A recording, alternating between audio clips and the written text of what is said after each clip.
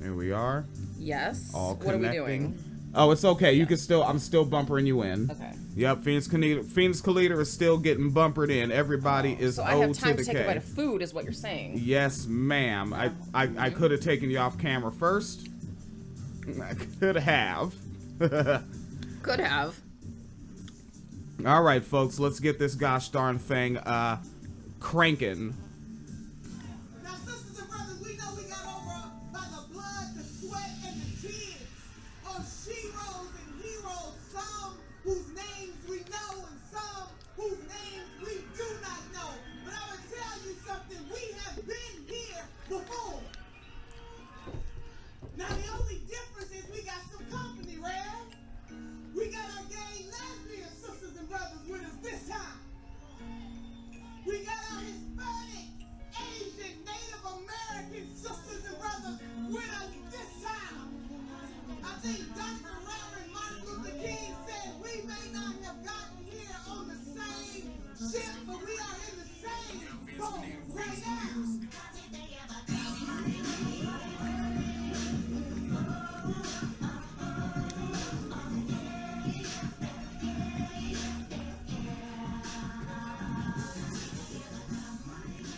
In Father Teresa's wine cellar, we believe all oppression is intersectional. And this means our analysis of current events frequently includes discussion of difficult and explicit content. Any combination of the following topics could be included in our show: murder, rape, war, climate change, racism, sexism, violence, sexual violence, homophobic violence, heterocentrism, discrimination and abuse against individuals of nonconformist sexuality, domestic violence, child abuse, child rape, child neglect, elderly abuse, verbal abuse, police brutality, microaggressions, ableism, cyberbullying, genital mutilation, ideological extremism, and people just being total fucking assholes. All right. Wine Cellar Media is the folks. Mr. William got the dad jokes and other such things. All right. You do have dad jokes. Yep. You do. And for this one, we went ahead. We started up. We're going to go ahead and go live now. And I shared the Zoom. Holy shit. Yes. This dress has pockets. Okay. I've never worn it before. Oh. I didn't know it had pockets. That's amazing. I love that. There you go. Sorry. But like, not really. It's very exciting to have pockets when you wear women's clothes. Yes. But you know which podcast gets out of pocket? Mr. Williams' Laborhood. Speaking of out of pocket, so apparently white people say out of pocket to mean unavailable? I won't have that. Apparently it's a thing. They say I'm out of pocket to be like, I'm out of the office. Because I'm on Twitter, but a black person was tweeting and saying, like, this woman sent an email to everybody saying, I'm going to be out of pocket on Friday. So I showed up waiting for the drama. And it turned out she just had a doctor's appointment and wasn't there. And I was like, oh, that's so disappointing, right? That's how they use out of pocket? Damn. That's out of pocket. It is out of pocket. That's a problem. Yeah, don't do that. That's not even appropriating. That's just being wrong. And weird. And then, of course, all the white people in the comments were like, I thought out of pocket means when you have to pay out of pocket for your health insurance. You might as well just spell potato like Dan Quayle as long as you're going to behave like that. P-O-T? Sure. You spilled it. All right, and we are going to have Vida of the Champagne Sharks program show up here. I checked out some of the episodes of the Champagne Sharks, and I came across Vida during the time where I was just looking for anybody who was seeing what I thought I was seeing back during the hot week of the Black Therapist Grifter, which that was a hot week. It like, was. definitely for that person's career path, in my non-humble opinion. And I thought it was a very interesting story just in regard to influencers and social media and grifting in and of itself. Like, it's a study in, like, everything. Sophistry, bad faith acting, gish gallops. Yeah. My God. what folks call stan culture, which I have trouble saying out loud, but people literally like live to be that, if you will. Yeah, they do. These days I'm seeing they're willing to go to prison for it. But like for the what R. Kelly's guy's in prison for it. R. Kelly's guy? Yeah, there's a guy who was an R. Kelly stan who went to prison for, he got convicted of intimidating some of the witnesses for, because, you know, R. Kelly just got convicted recently, like last week, for the tape where he was, you know, raping and peeing on that young woman. Yes. And, but like, you know, as these trials keep coming up, there was a guy who actually went around threatening and intimidating R. Kelly witnesses, and he is doing a 10-year bid right now. Like, for what? To defend R. Kelly? Are you serious? And to some degree, like, we need like a stochastic terrorism bill where we fucking look into what the fuck these folks are listening to and watching. But we won't let go of freedom of speech. Fuck all that. It's time to, like, y'all niggas that are smarter than me, I would like for you to start acting like it, okay? Like, you know damn well that the yelling fire in a crowded movie theater, what should I say, rider, attachment, what is it, a key provision? But really, it's an amendment, though. It's not a bill. Yeah. So it's really just an argument in the amendment. Yeah. And you can't fucking do that. Nope. And that is what they are doing. America is a crowded theater. But then again, remember the premise when Reagan started advocating for this when he was president, right? Because what was his logic was specifically they said that it should be illegal to make news journalists, broadcasters, and pundits and outlets be honest, because making reporters tell you the truth about news is a violation of their First Amendment rights. Oh, cool. I love stupid bullshit like this. And so, like, if you're starting from that premise that the news can lie to you, then, I mean, this is kind of where we are. Like, this was the inevitable outcome. This was kind of where we were always headed and what was always intended, to be honest, you know? Well, then. Yes, queen. Go off, girl boss. Pussycat slave. Yeah, that's all you got, then. That's all I got then. All right. And Vida Loco said, just give me a sec. For sure. All right. So you've got some gangbang heaters over there. Sure, why not? Let's see. How about the clown story? You saw the clown story, I'm sure. I'm sure you made jokes about it, too. Oh, goodness. Wait. Hell, which one? In Pennsylvania. Okay. I haven't covered this. Definitely haven't. So Delmont, Pennsylvania, a Westmoreland County man is facing several charges after police said he wanted to, quote, kill all Democrats. Jan Stavovi, I don't know how to say his last name. I don't actually really care. He is 61, and this is what the fuck you're doing with your life. You should be retiring and hanging out with your grandkids, you fucking weirdo. 61, he took a loaded gun into a Delmont Dairy Queen. Yeah. Is that where the Democrats be? Dairy Queen? Okay. And the police said that the quick action of an officer saved lives. It was Saturday, September 10th, when Delmont police said Stavovi walked into a Dairy Queen on Route 66 in a yellow safety vest and a rainbow clown wig? Nigga, what? Nigga, what? Wait, I like that it's a rainbow clown wig, A rainbow clown wig. Because Yes. you would imagine, like, to our understanding, a lot of boomers are bootlickers. Yes. And the rainbow clown wig is kind of a Tekashi 6ix9ine thing. Yeah. Like, I get it. He's clowning and snitching. I feel Clowning it. and snitching. That's Treyway. what they do. That's what they do. So callers told police he had a gun, and within a minute, Officer Gregory Stoll was there. Multiple people were inside the DQ at the time, and police say a group of people include... Oh, no. Multiple people were inside the Dairy Queen at the time, and a group of people, including several with intellectual disabilities, were heading inside. What in the blue fuck? Was he targeting that? But he said he wanted to kill Democrats, which now goes to what you were just saying about how we should like be tampering down some of this free speech shit, because these people who are in these propaganda circles literally believe everything. They never fact check anything. And what is something that like an Alex Jones or a Tucker Carlson would say? Liberalism is a mental disease, right? Like being liberal means like essentially that you're functionally, Yeah. So then you do have to wonder if that is the source of his propaganda, and that's what he's basing his actions off of. Was he actually trying to target like intellectually disabled people on the assumption that they are by default Democrats? Yeah, let's see. What was the fucker reading? You And know? and at the same time, you know what? let's go over it. Let's say I get caught out there radically donating rolls of toilet paper to a queer youth center shelter. You might want to find out what the hell William was listening to that made him engage in this stochastic sharerism. So communism? Okay. You know what? Nah, stochastic sharerism. Stochastic sharerism. All when right. you fucking, that's what our audience does. Like, what do the audiences of leftists do? Donate to GoFundMes and shit. We got the good sis's GoFundMe taken care of. Remember the story about the young woman, teenager, who was kidnapped and trafficked and raped, killed her rapist, and then was forced to pay restitution?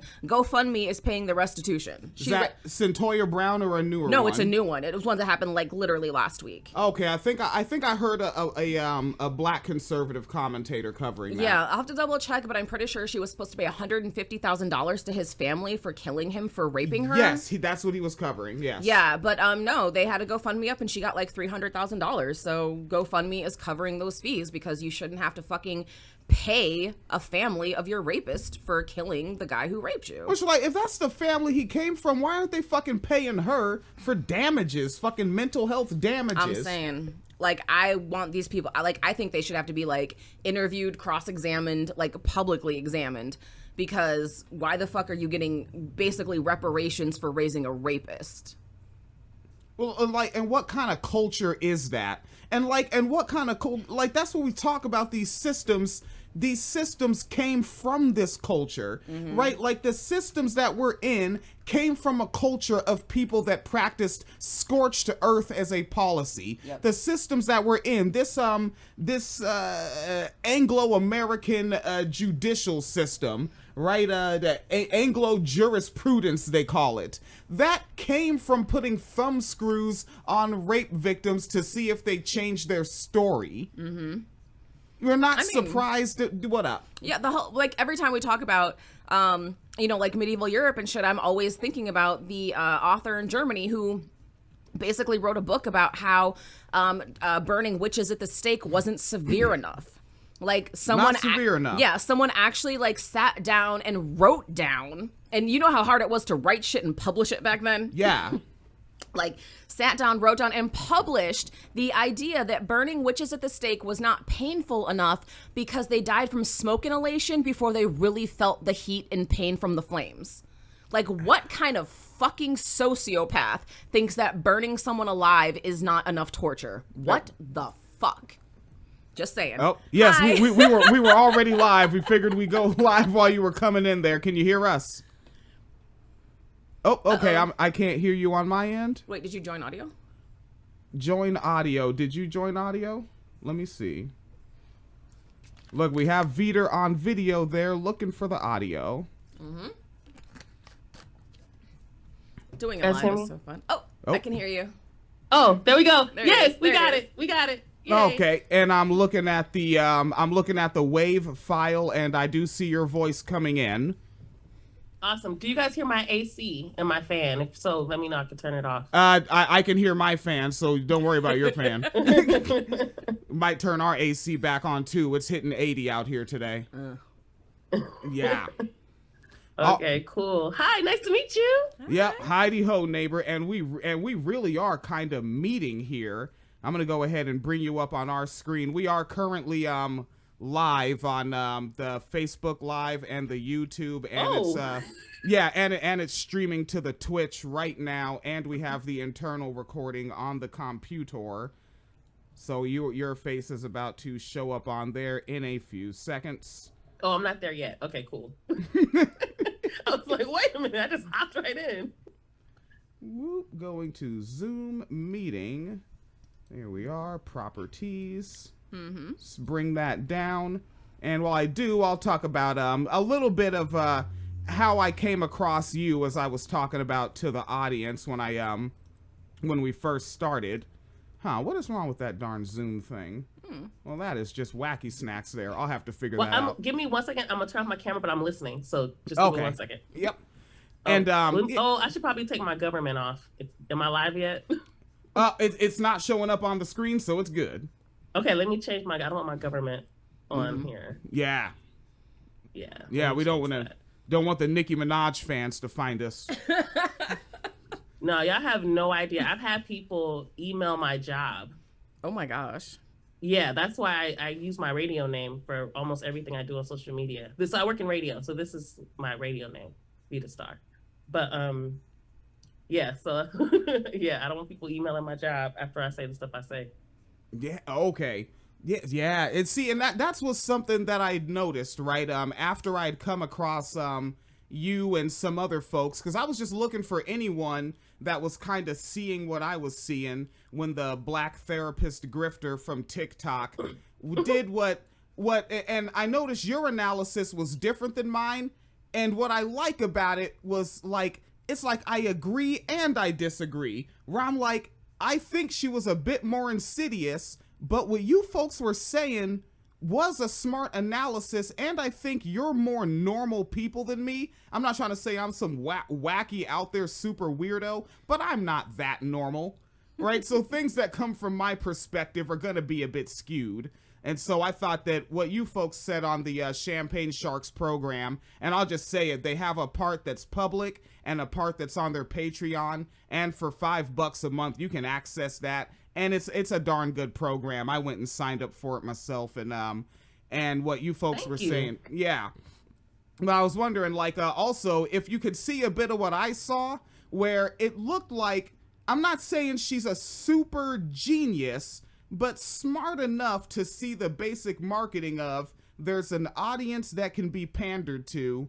And if I just hit these notes, you know, say the B word in the way that they like to hear it said, say the word dusty the way they like to hear it said, you know, just sing their songs. It's like if you do right-wing radio to appeal to Republicans, come out, call everything communism, call everything critical race theory, hit the notes, and they'll pay you handsomely. And that was what I saw. It looked like it was really just a grift.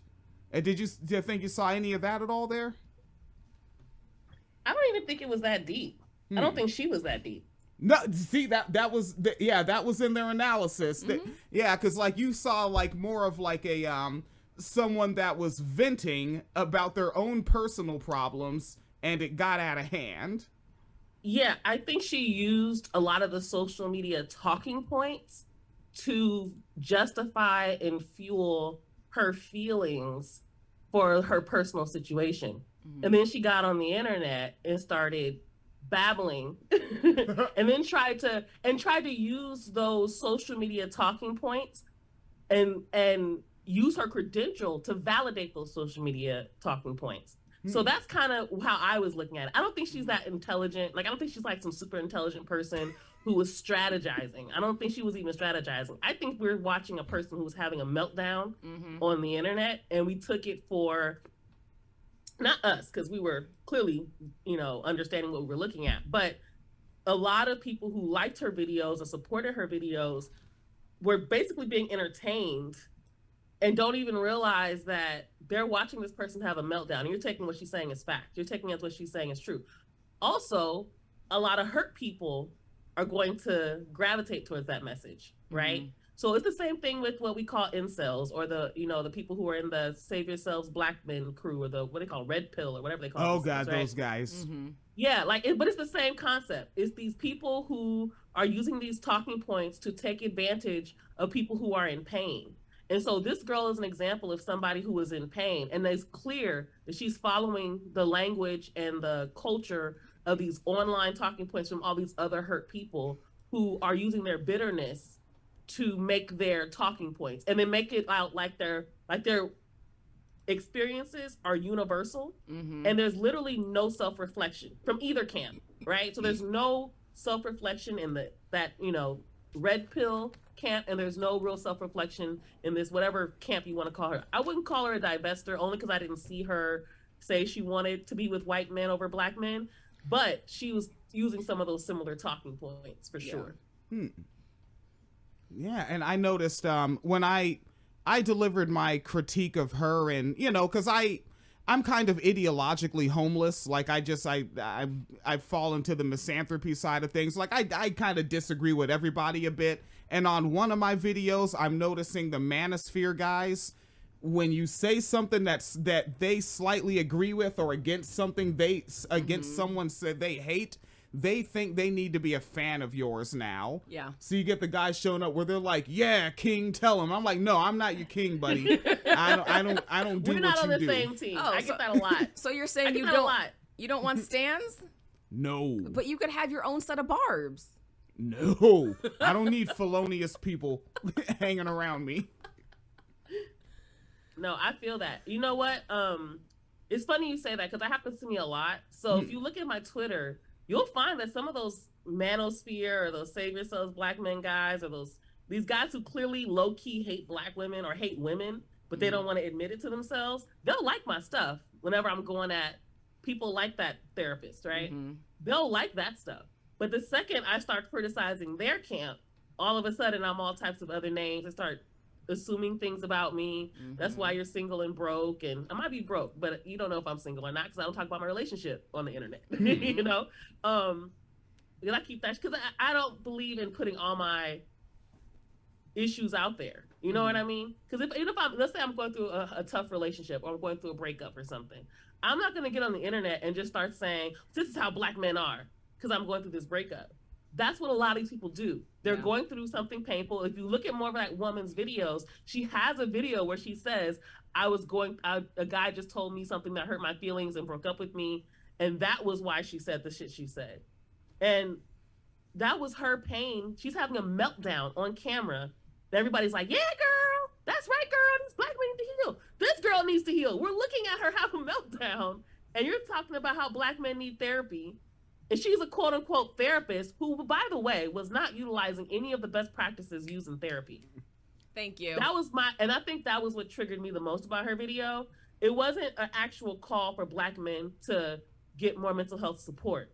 If that was the conversation, I would have been all for it. Nothing she said was about that. Everything she said was about entertaining this particular group because she used terminology. She used a certain way of demeaning black men to make it out like she's saying, I want to help black men and encourage them to go to therapy. But really what she's saying is, I want to entertain all the black women who've been hurt by black men, and I want to entertain them. Because that's who's following her. Because if you wanted to actually, a person who's using best practices, a person that's like, you know what, I really want black men to get more mental health support. Not seek therapy. Because therapy is not the only type of mental health support that exists, right? There's all types of ways to heal from trauma and to develop your emotional vocabulary, right? She wasn't trying to do that. Because if she were, she would have said something like, I understand the experience. I understand that black men are having some tough experiences, and it can also lend to having tough situations in relationships. Here are some helpful tips to help you with opening up to your partner, even when it seems difficult. Here are some words you can use. Here's a resource for you. None of that was there. It was just a bunch of ranting. Yep. People who want to help you provide resources. They provide helpful information, provide tips that are going to help fuel you to find healthy, loving relationships, not berate you, not put you down. Because one thing we know in therapy, and I teach trauma-informed care. I'm a trauma-informed care educator. So I train therapists, I train doctors, I train parents, teachers, whoever want to get trained in understanding trauma and how it works in the body. One of the key components of that is empathy. There was no empathy in that video. Find me one sentence that was actually empathetic. Yes. It was condescending. It was sympathetic at certain points, but it was not empathetic. Actually, she was empathetic to me. She was trying to teach me how to talk to my B word, as you can see. Right. And how do you refer to men's partners as bitches? Right. B word. I'm sorry. I can't cuss in here. No, you can. We can. It's just okay. that's a personal hang up of mine. Oh, okay. Yeah. Okay. Because I was on a show not too long ago, and they were like, no cussing. Oh, no. Oh, yeah. No, I say stuff on here to where I think you probably should have vetted me more. And be like, oh, no, not this guy. But no, I just want to say I'm really glad that you're like bringing these things up, because that was the way I felt watching her videos too, because I am a big proponent of mental health services. I am a big supporter of people going to therapy, especially Black people going to therapy, just trying to deal with like generational traumas and whatnot. And just listening to her videos as someone who's been in therapy, like I don't know what I would have done had that been my therapist talking like this about clients. Like, it was just so mortifying to me as someone who is a big proponent of therapy to see a therapist talking like this and being so hurtful to like Black community in general, because like she said, I really truly feel like she set the idea of Black people getting mental health care back like 20 years. I swear to God, like off these fucking videos. It's terrible to me. Absolutely. Because how would you trust a therapist that gets on there? First of all, your whole channel on TikTok is just nonsense. She's like randomly shaking her ass and while she's saying something that has nothing to do with shaking her ass. It's not like she was like, oh, I went to a party, here's how I danced. It was nothing like that. It would be like, you know, yeah, I'm tired of dating. Shake my ass, shake my ass. Like literally just turn around and start shaking her ass. And then, yeah, dating is tough, you know. And I'm just like, what is it was so it seemed off looking at it. It was cringy. And I couldn't figure out who would be supporting this. But when you're trying to chase clout and not provide information, you're going to get this nonsense. You're going to get things that don't add up, that don't make sense. I think it's important that when we watch these videos or we watch these therapists online, that we're paying attention to how they're portraying themselves. Because if you're credentialing yourself, you're telling me you're a professional in your field. Yeah. If I see you on here being ridiculous, I'm not going to go, oh, I should go seek mental health support. You know? Exactly. In fact, you're telling me that people like you are insane and I probably should not seek you for support. Yeah, seriously. And I agree with you 100%. Definitely set mental health back for Black people. Absolutely. All right. And if I look like I'm moving around weird, like I'm producing live while we're on the program. And what you're talking about there, that's kind of where I come into things. Because I think I am one of those people, right? I'm relatively privileged, as they might say on the campuses, right? I'm a man, I'm masculine, I'm comfortable in myself being me.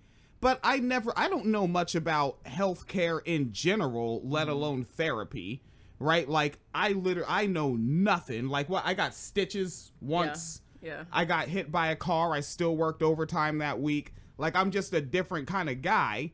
And then when I see that, obviously the monolithing, very annoying, the generalizing, very annoying, and the fact that no one will acknowledge that. Like, I took it onto Facebook and I didn't mention the therapist. I left that out of it. And I just asked, hey, so are Black men a monolith?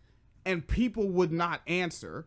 Folks would, and sadly, ironically, it was a lot. Black women refused to answer. They would just type an essay about something else tangential to it. And it's like, somewhere in there, you really think we are. And that's repulsive. Because we just mentioned R. Kelly, I think, right before you came on. Yeah. And it's like, you can't even differentiate there to any degree. And I mean, I don't know how much of it, because you're smarter than me. And I'm not. That's just real. And what do you think? Is that coming from some of these social media circles you see? So this is the other thing you have to remember about the internet, right? A lot of people lie. That's what they do. They lie. They know damn well there's a difference between various people in any group. They're not stupid. They're there, but they're trying to uphold this united front. You get what I'm saying? And it's funny because I've even seen people who are married to Black men in relationships. Doesn't seem too tough. I mean, it's like it's some extreme thing happening, and yet they'll hop on the internet. Yeah, Black men this, Black men that. And I'm like, does your husband know you write this stuff on the internet, right? So people are up there trying to be a part of a group. These are people who want to feel like they're a part of something. And so sometimes it's not even so much that they're telling the truth that they think that they're not going to admit, anything that's true. But if they're saying that, Black men are a monolith, or even just trying to project that while not believing it, it's all to create an image. It's all to create this united front, like, oh, I'm on this side of the conversation. Because the second you disagree with them, all of it, especially as a Black woman, you become all types of names to them. Yep. I'm a mammy. A mule, pick me. A pick me. They have all kinds of things for me. And I'm sure if you go through my thing, you'll see how often I get called that on a regular basis. Despite the fact that even if I say something that's not even gender specific, you'll find people who will say stuff like that. Yeah. Yeah. Yeah, and that's, I mean, something we've talked about on the program before is, like, in general, the idea that people really do want to belong to something, but in order to belong to the group, you do have to basically get, like, on code, if you will, with whatever the talking points of that group are. And that's, I think, how we end up in a lot of these situations. And I wish people could maybe acknowledge how toxic some of their groups are, you know, but they don't want to because they don't want to get ostracized and kicked out of their group because they feel like that's the only safe place they have. And so it's like this really weird position where it seems like people are parroting really bad ideas that they don't necessarily believe because it gives them a false sense of security that they're part of the in-group. And it's not a great place. It's not a great place. It's not. And I think the point that you're making lends to another point, which is, you know, if we extend empathy to them, you know, and the same thing with these incels, if we just come from an empathetic perspective, we would have to take into account what you just said. These are people who are in pain, who are seeking some sort of space of safety. And then you have these other people who are willing to take advantage of that. Yeah. And feed them all types of lies, make money off of them, gain their own social media status by, you know, basically profiting off of the pain of these people. And they want to feel, because they've been hurt. They've been hurt by somebody. That's just the reality of it. And these are people who need more of our support. It gets frustrating because they say some of them say just some of the most vile, disgusting things to you, so you don't have to cuss them out. But that to me, that's just short-term reactionary shit. I can say shit. I keep forgetting I can cuss on here. Yeah. That's just short-term. I got programs, you know. Once they tell me don't cuss on another show, my brain goes, okay, don't cuss. But I cuss like a sailor. But we get caught up in I don't want to get too caught up in the reactionary shit, right? Like, it's easy to react to that girl's video. Right. So then my question is, what are we going to do to counter that type of conversation? Right. And that's something I'm working on right now. I'm trying to find a way, a productive and effective way, I'm creating a way, for us to have these more healthy conversations with people, because at the end of the day, when we go back and forth, it just drives them further into that belief. Yep. In fact, they feel more justified in their belief. Yeah. And if you watch when you debate them, even when you're bringing facts, if they're already in a certain mind state, they feel like, see, you're proving it. You just have internalized misogyny, right? Right. And see, what I find with a lot of that too is that oftentimes if I'm having a debate with people like this, they won't actually debate me. They'll go to like other people in the comments. Yes, so you do that are have making like stupid comments. Yeah, because you do have like the manosphere guys in the comments saying like a horrible misogynistic ass shit, right? And then they'll be like, well, look at how these men talk about us. And it's like, no, this is someone who's intentionally trolling, who's on this shit here to upset you, not to actually create change or have like a serious conversation. But it's like everyone, you know, once they find like the absolute worst element on the other side, all of a sudden it's like it justifies everything negative you believe about that whole side in general, right? So it does get to the point where like, oh, every black man is an R. Kelly. Like, what the fuck are you talking about? And that is a result of trauma. Like, that is a trauma response. Yes. And that's something that we have to be understanding of too. We're watching people have trauma responses to, you know, and they can't help it. I mean, they really, if this is what they really believe. Now, some people, like I said, I think it's on the internet lying and just want to be cool. But even that comes from something, right? This need for acceptance. But, which by the way, is a biological, neurological need. We all have it in some way, right? What the lengths that we'll go to get it might vary. The strategies we utilize to get our needs met might vary, but we all have the exact same needs. Yep. So a lot of these, so some people might have a need for acceptance. Some of them might have this need for support, this need for connection. And if they can connect on this painful thing, that's where they're going to congregate. But it's all really a bunch of people playing out their traumas with each other. Yes. Triggering each other, hurting each other. That's why those two particular groups are constantly creating these gender wars, because they're in extreme pain. And we haven't figured out how to connect with them yet. So one of the things I would like to do is to have more media conversations where we're providing helpful information. So instead of somebody like Kevin Samuels, you know, who he's passed on, but his name is definitely synonymous with a lot of this conversation. Right. Instead of somebody like that who isn't trying to help you get a healthy lasting, loving relationship. That was not his goal. His goal was to entertain and make money off of you and sell his coaching services. And not just him, Cynthia G, right? I saw her on another show, and I was like, how did she even get on here? She said some of those vile, disgusting things, right? Fox Soul. Well, just It was Fox Soul. Yeah.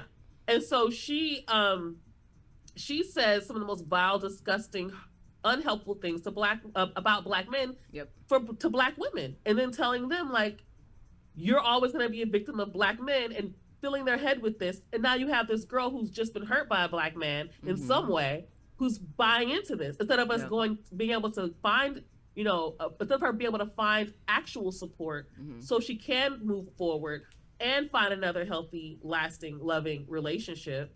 Yeah, she gets sold a bunch of BS, and then the rest of us are like, what the hell is going on with all these people spreading this information? Because it's like poison too. It's like it just spreads throughout this group. Absolutely. I do think we need to recognize that these are hurting people. We need to have more spaces where they can get actual helpful information about how do I get a healthy, loving relationship. Yes. We should be talking about miles on people. Exactly. She's out of her prime, she has children, or he doesn't have a job, and now he's throwaway. He's not high value. He doesn't pay $200 for a date. You don't throw away people and see people in this messed up way and only see it in this superficial way and then think you're going to have a healthy, loving relationship. Oh, I definitely agree with that. And it's very frustrating because I think a lot of people don't really take into account that they are the product with a lot of these like dating and lifestyle coaches. So whether it's like a Cynthia G, as you had mentioned, or like a Kevin Samuels, I think that ultimately like their listeners don't ask themselves a very vital question, which is, do these people want to see you in a healthy relationship? Do these people actually want to see you in a healthy, loving, respectful marriage where you both compromise, where you both have respect and love for each other, where you both show each other affection, where you both have a safe place, where you communicate in a healthy way? Like, none of these people actually want that for their fans, but their fans don't seem to realize that. And so they keep like buying into these services and these products and watching these videos and, hyping these people up and defending these people online, but they don't have good intentions for you. And I wish their audiences like knew that, like I wish their audiences like understood that. Like, you're the product. As long as you're miserable, you'll keep coming back. As long as you get hurt, you're going to keep like, she cheated on you. Fuck that bitch. I'm going to watch a Kevin Samuels video. Oh, he didn't, whatever it is, he cheated on you. Man, fuck these black men. I'm going to go watch a Cynthia G video. Like, every time you get further in pain and internalize these messages, you keep coming back. And it's this really unhealthy relationship that these people have with these like influencers or relationship coaches, whatever the fuck you want to call them, dating experts, whatever the fuck they build themselves as, but whatever the fuck, I don't even know. But like, that's that shit though, because every time you get hurt, you come back. And that's the thing. They want you to get hurt and come back. They really, truly do not want you to be in healthy, loving, stable relationships with black people. And that's like crazy to me. How are y'all taking like relationship advice from black people who don't want you to be in healthy relationships and with don't black even have people? One themselves. What? And don't even have one themselves. Thank you. I wanted to see somebody who's like, this is my spouse. We've been working hard. We've had some issues, but we this is how we get through our tough problems, or this is how we, if you want to put them out there at all. But the reality is that if the people that you're talking to don't understand how to have a healthy, loving relationship, how do you expect them to help you get one? Exactly. And that's what people really want. The other thing that they try to sell you, and this is something that, especially I see this in the red pill space, they don't try to sell you a healthy, loving relationship. They try to sell you a fantasy, right? There's this fantasy woman who's a robot, is going to do everything you want. And if she doesn't, you can just throw her away and replace her with another one. Yep. Right. And she has to be in her prime, quote unquote. They don't say anything about connection. They don't say anything about understanding yourself. They don't talk to these men about and these women, because it's for the like this therapist, they're not talking to you about healing from your trauma and your childhood, the ways you're parenting, the ways that you were parented, and how they shape the way you see the world, including your relationships and yourself. They don't talk about any of that stuff because they're not trying to help you. That part, they're really not trying to help. And it's very frustrating. It's very frustrating because it's just leading more and more people into these like weird ass gender wars that aren't helping anybody. They are not helping the community. They are not making us better. And it's just like, we keep doing it. I just wish we could sort of break that cycle, really, But we can. We just have. It's just gonna take a lot of the people who know better to do more and step up. You know, that's why I do the work that I do now, working in media. And it's I've been working in mental health for a while. I've been working in mental health for, let me see, who say roughly, what year is this? Maybe like 15 years. Oh, wow. I've been okay. working with children and families for over 20 years. I'm older than I look. I know. It don't crack. Yes. I know. And by the way, I want to tell you, you are so gorgeous. I wanted to say it when I saw you on the thank you. Oh, God, this woman is beautiful. Anyway, you are. And you got the hoop earrings, so I know you fly.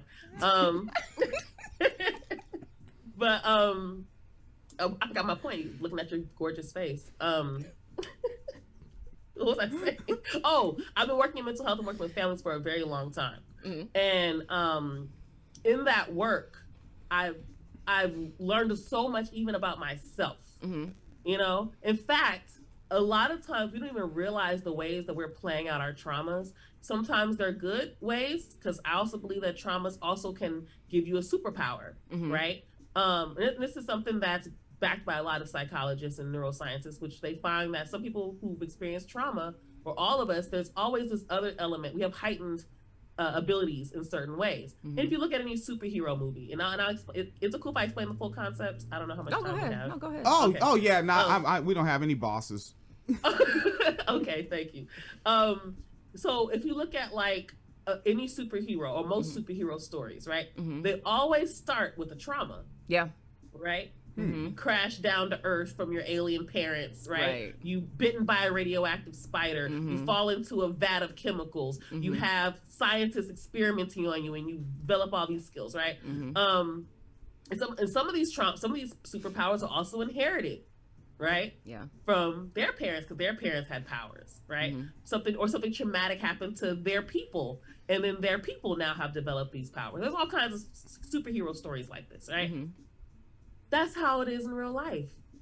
We experience a trauma. So I use my own story as an example.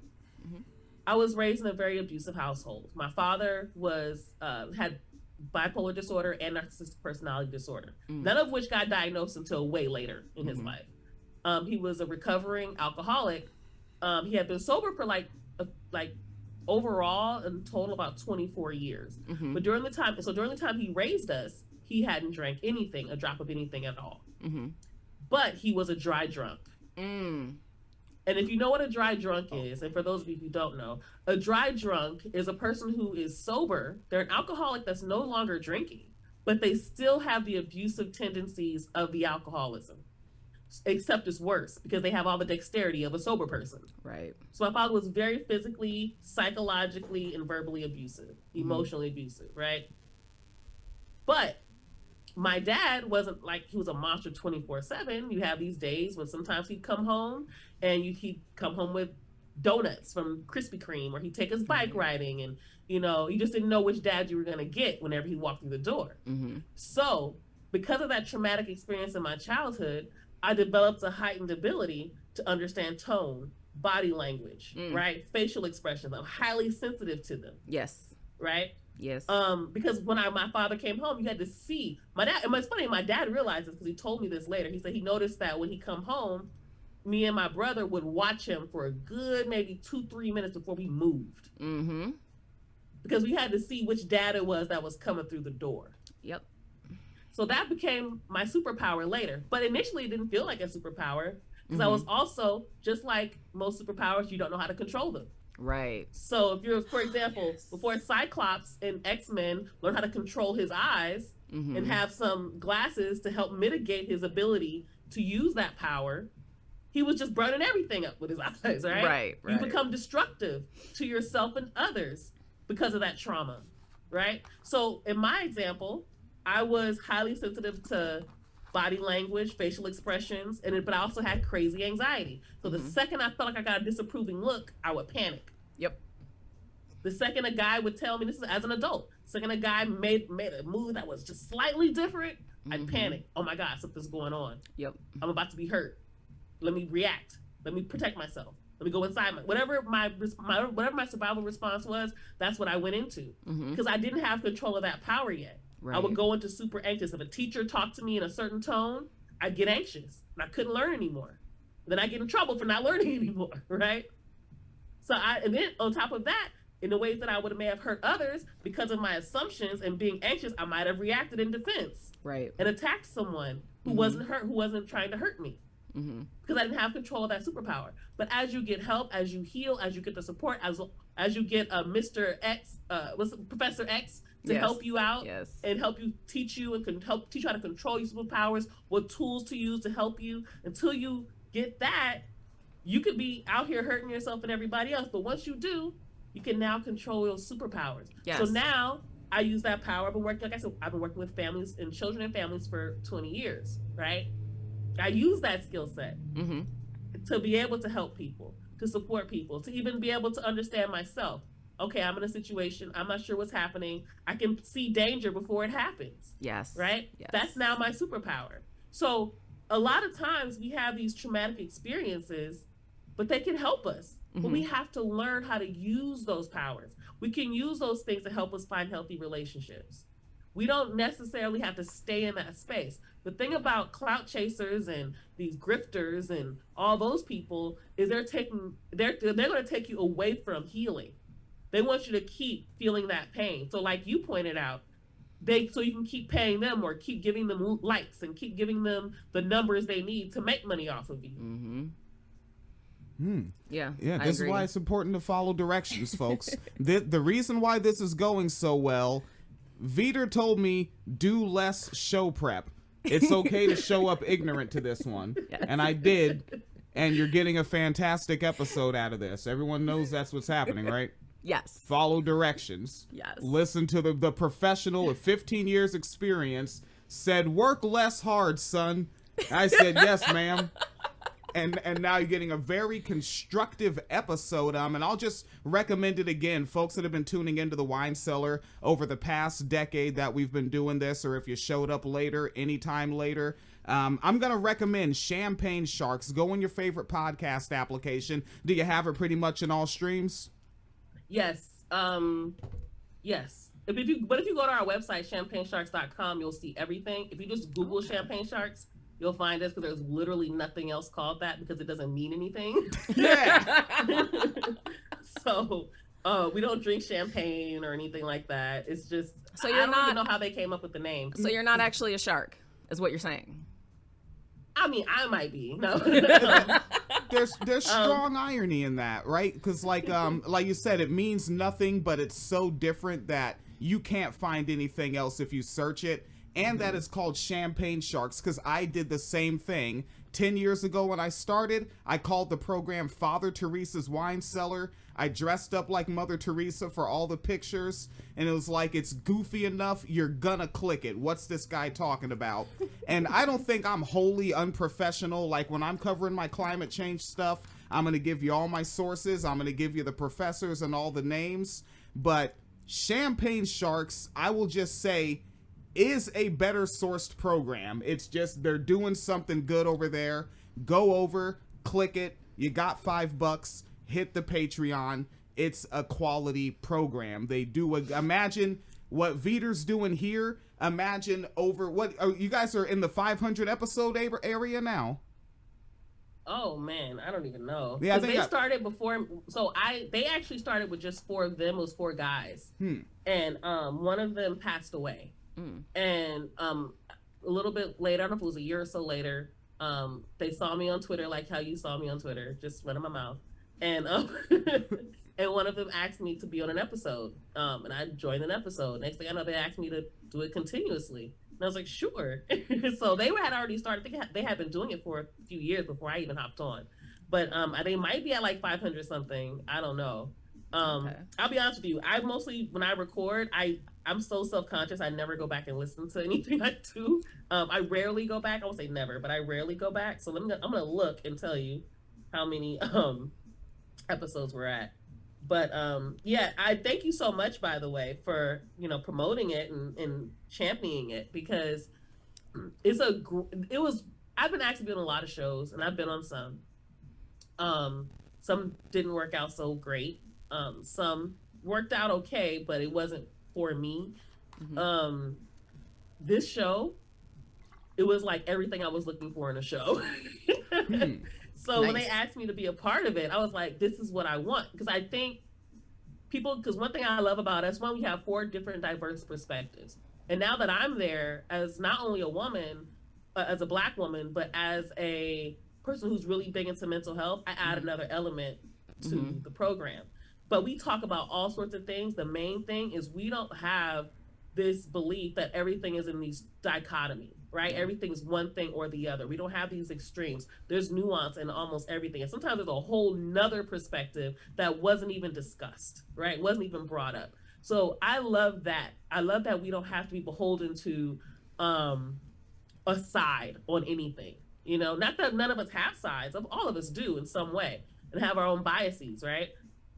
But I just appreciate being able to have conversations with people who are understanding of multiple perspectives, but at the same time, understanding how to call out BS regardless of whose side you're on, right? I might like a certain politician that in LA, but if they start fucking up, I can feel okay to call it out, you know, as opposed to feel like I have to be loyal to something.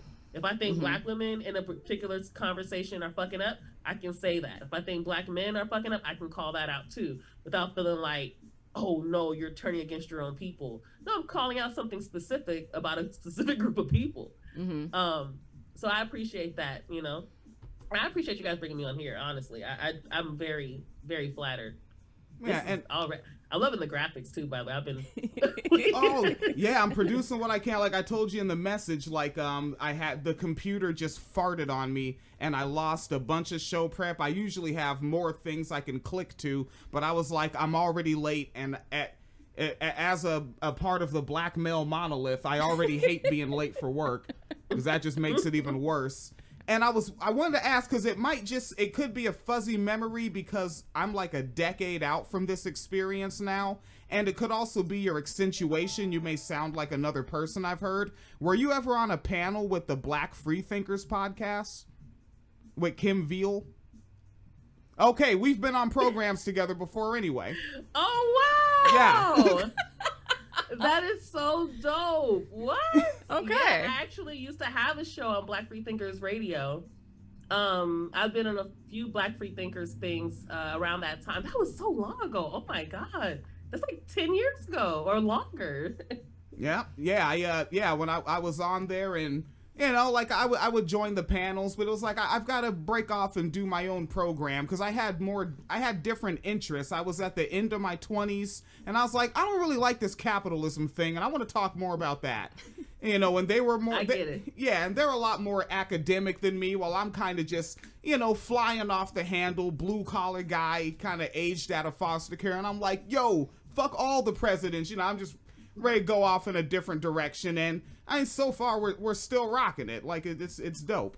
Yeah. What was did you go have a different name on the show? Still William.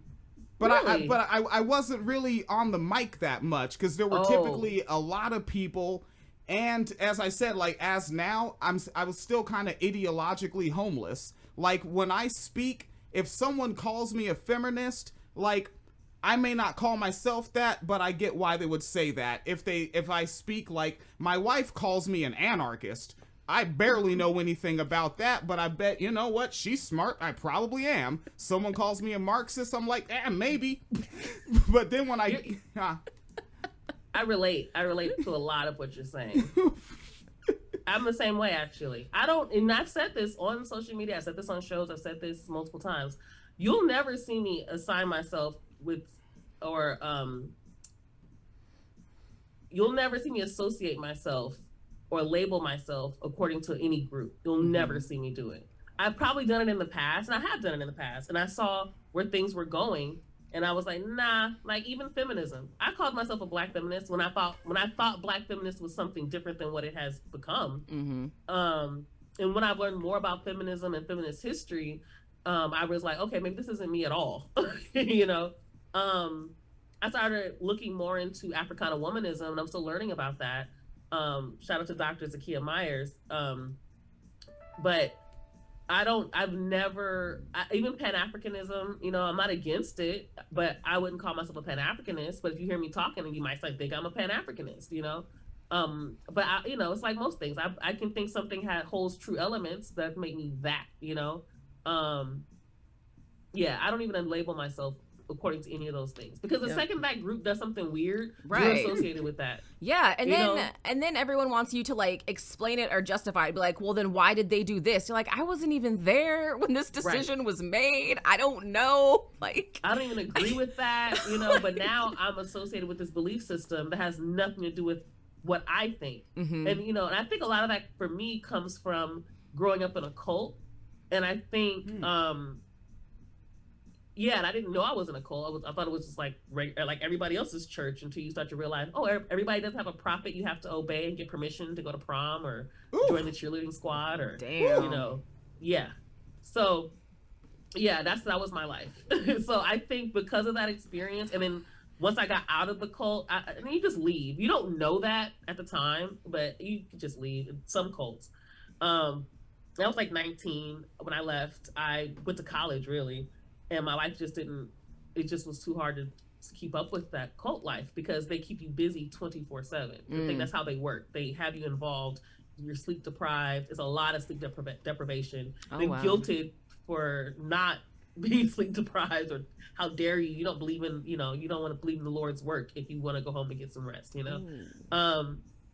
But I think from that experience, and then leaving that experience and learning more, when I left, I didn't even know it was a cult still. I didn't identify it as a cult. I just said I didn't feel like going to church anymore. And then later, my dad had me looking, and he was leaving the church finally. And that's where he got sober, by the way. So that's why I also don't judge people in cults. And I think it's a lot because I was in one, but most people don't understand. Most people don't join cults. They join a support group, they join a church, they join a movement, right? Nobody joins a cult, right? But he called me one day and he was like, I've been learning more about spiritual abuse. I think that's what we've been going through. So he wanted to know why I stopped going, and we started talking about it. He's like, yeah, I think me and my wife are leaving, and his wife was also raised in it. And when he left, I started doing more information, getting more research on cults. Now, if you look at a lot of these groups, it's a lot of cult thinking, right? That's why I don't align myself with anything. I'm an African American, but I am not FBA or ADOS, right? No. And I'm saying that because I don't align myself with any group, because the second you don't align with their group beliefs, they start attacking you, right? Second you start questioning their leader. Think about it. You question Tariq Nasheed on Twitter, they all come out the woodwork. I called him out on something he lied about that I knew for a fact that he lied about. And I got all kinds of videos accusing me of not being an African American. Yeah. And all this other stuff. I did that too, and I got called a Haitian. So, like, apparently I'm tether, all this stuff, and it was just like, no, I just know for a fact that he's lying about this particular thing because I couldn't say it, and I didn't say it then, but because of the work that I was doing at the time, I knew he was lying. Yeah. And the people that I know in the community, I knew he was lying. And so when I said that, and that's all I said he's lying. He's not doing what he said he's doing. And they came out the woodwork. Yep. Then there was one day I had all these people who were ADOS, who were following Yvette Carnell, who started asking me if I believed in the ADOS movement. And they said, if you don't, then I'm going to block you. So I had like all these people blocking me who I didn't even know were following me because I didn't align myself with Yvette Carnell. So, and I don't even really know that much about her to even say too much about her anyway. I just wasn't, I don't align myself with any of that stuff. Because that stuff gets real cultish. Even the feminism stuff. Yeah. Yeah, with Yvette Carnell, I did like a bit of a deep dive on them and found out that like basically they get their talking points from PFIR, which is like a white nationalist organization. And that was like the end of ADOS and FBA for me. Wow, I didn't even know that. I'm not surprised, but I didn't know. Yeah, it's was like an organization. It's actually progressive is in the name, like as a misnomer, right? So it's actually PFIR is progressives for immigration, immigration reform. And so like the idea is that they actually are progressives who are anti-immigration, but then like it tied in nicely with all these like FBA and ADOS talking points about like, oh, the Haitians and the people from Ghana and Nigerians and shit are coming here and like taking our jobs and whatever the fuck. And then when you look back, they're getting these talking points from like PFIR, which was a group founded by John Tanton, who's like a straight up white supremacist. Like he openly admits that shit. He supports eugenics and all the whole thing. But like his website is the same thing. Like his website directly leads to like Fox News and Breitbart and like Ben Shapiro and shit, and like just nothing about how horrible black immigrants are. And like, this is where y'all got your talking points from, and you want me to take you serious? Yeah. All right then. It's not even a productive conversation. That's the other thing I have a pet peeve about with online conversations. I hate things that are just repeated talking points, but there's nothing productive, there's nothing strategic about it. Yeah. I've been working in my community my whole life, since I was 14 years old, right? On the record. And I'm from South Central, live in South Central LA, lived here pretty much my entire life. When I say I live in South Central, I mean I live in South Central. Like, I'm not far from where they killed Nipsey Hussle, right? I was actually down the street, didn't even know when they just killed the PNB Rock. Oh damn! I was literally down the street, literally like a few blocks away, when it was going on, because I was grabbing lunch for a coworker, in another spot that was not, that whole area has a lot of food over there, but I really, as a person who's been active in their community, who actually takes action, who's actually been a part of big policy changes, I was a part of a group where we won $153 million to fix the cosmetic issues at our schools, corroded water fountains, falling ceiling tiles, peeling paint, all these things. We raised that money, like, not only said we raised it, we didn't raise it. We actually fought for a bill that got put, it was called Proposition BB. We won that, right? I've done all types of work.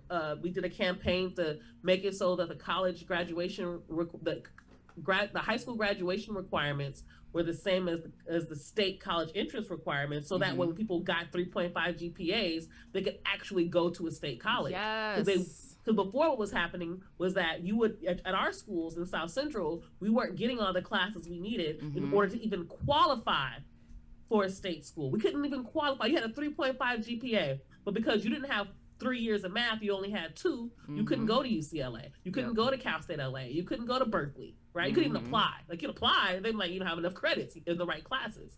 So, and if you want to take a different track, let's say you weren't trying to go to college, you could actually opt out and say, hey, I do want the other requirements, but I'm not going to college, or I have a different plan. So we fought for that. Like, so I'm a person who's about action. We fought to keep 250 liquor stores to being rebuilt in our communities after getting burnt down in the 90s, right? I was in community meetings 200 deep trying to stop liquor stores from being built in my community, right?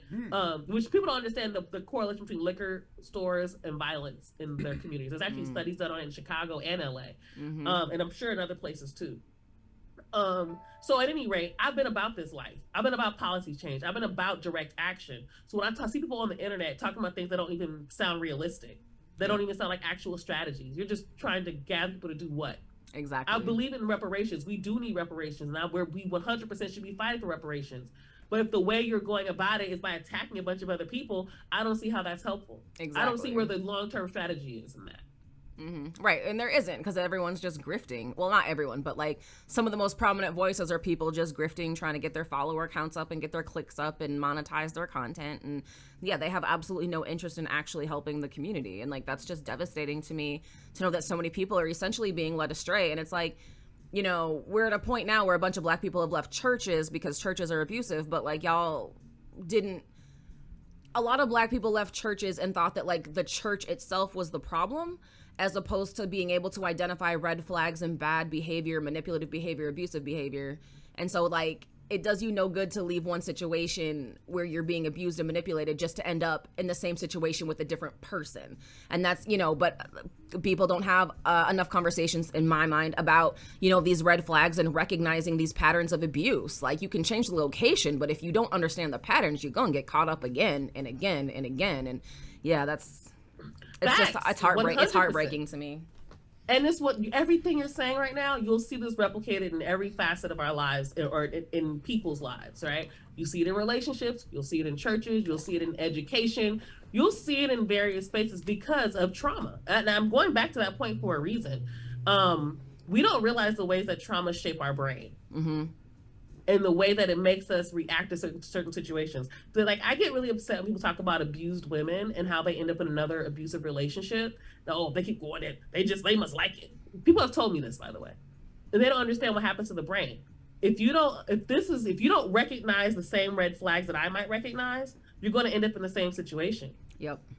So, for example, I told you guys my father had NPD, narcissistic personality disorder. Mm-hmm. I didn't know that growing up. We didn't even know. I didn't know this shit existed, right?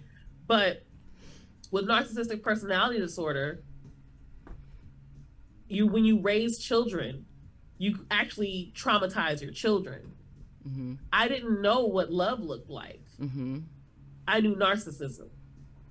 Yep. So as I grew older, that was what the things that, he did, the ways that he treated me, the ways that I behaved, these became normal. Mm-hmm. So most people don't know this, but most people know their survival responses: fight, flight, and freeze, right? People know those three. People don't know about the fourth one. It's fight, flight, freeze, and appease. Yes. Appease is the fourth survival response. Because what happens to your body, especially with women, they find this also with adolescent girls, their bodies flow with oxytocin and they become more connected to their abuser. Because oxytocin is the love drug. That's what helps you bond mother to child, or you and your spouse, like the feeling of oxytocin, that chemical. Mm-hmm. So our bodies flood with oxytocin and we become more bonded with our abusers. Because that's something our brains do to keep us safe. Mm-hmm. Our brains say, in order to be safe, I have to make sure I'm befriending the danger. Yep. So as a child, I was an appeaser. I did what I could to keep myself safe from my father's abuse. Mm-hmm.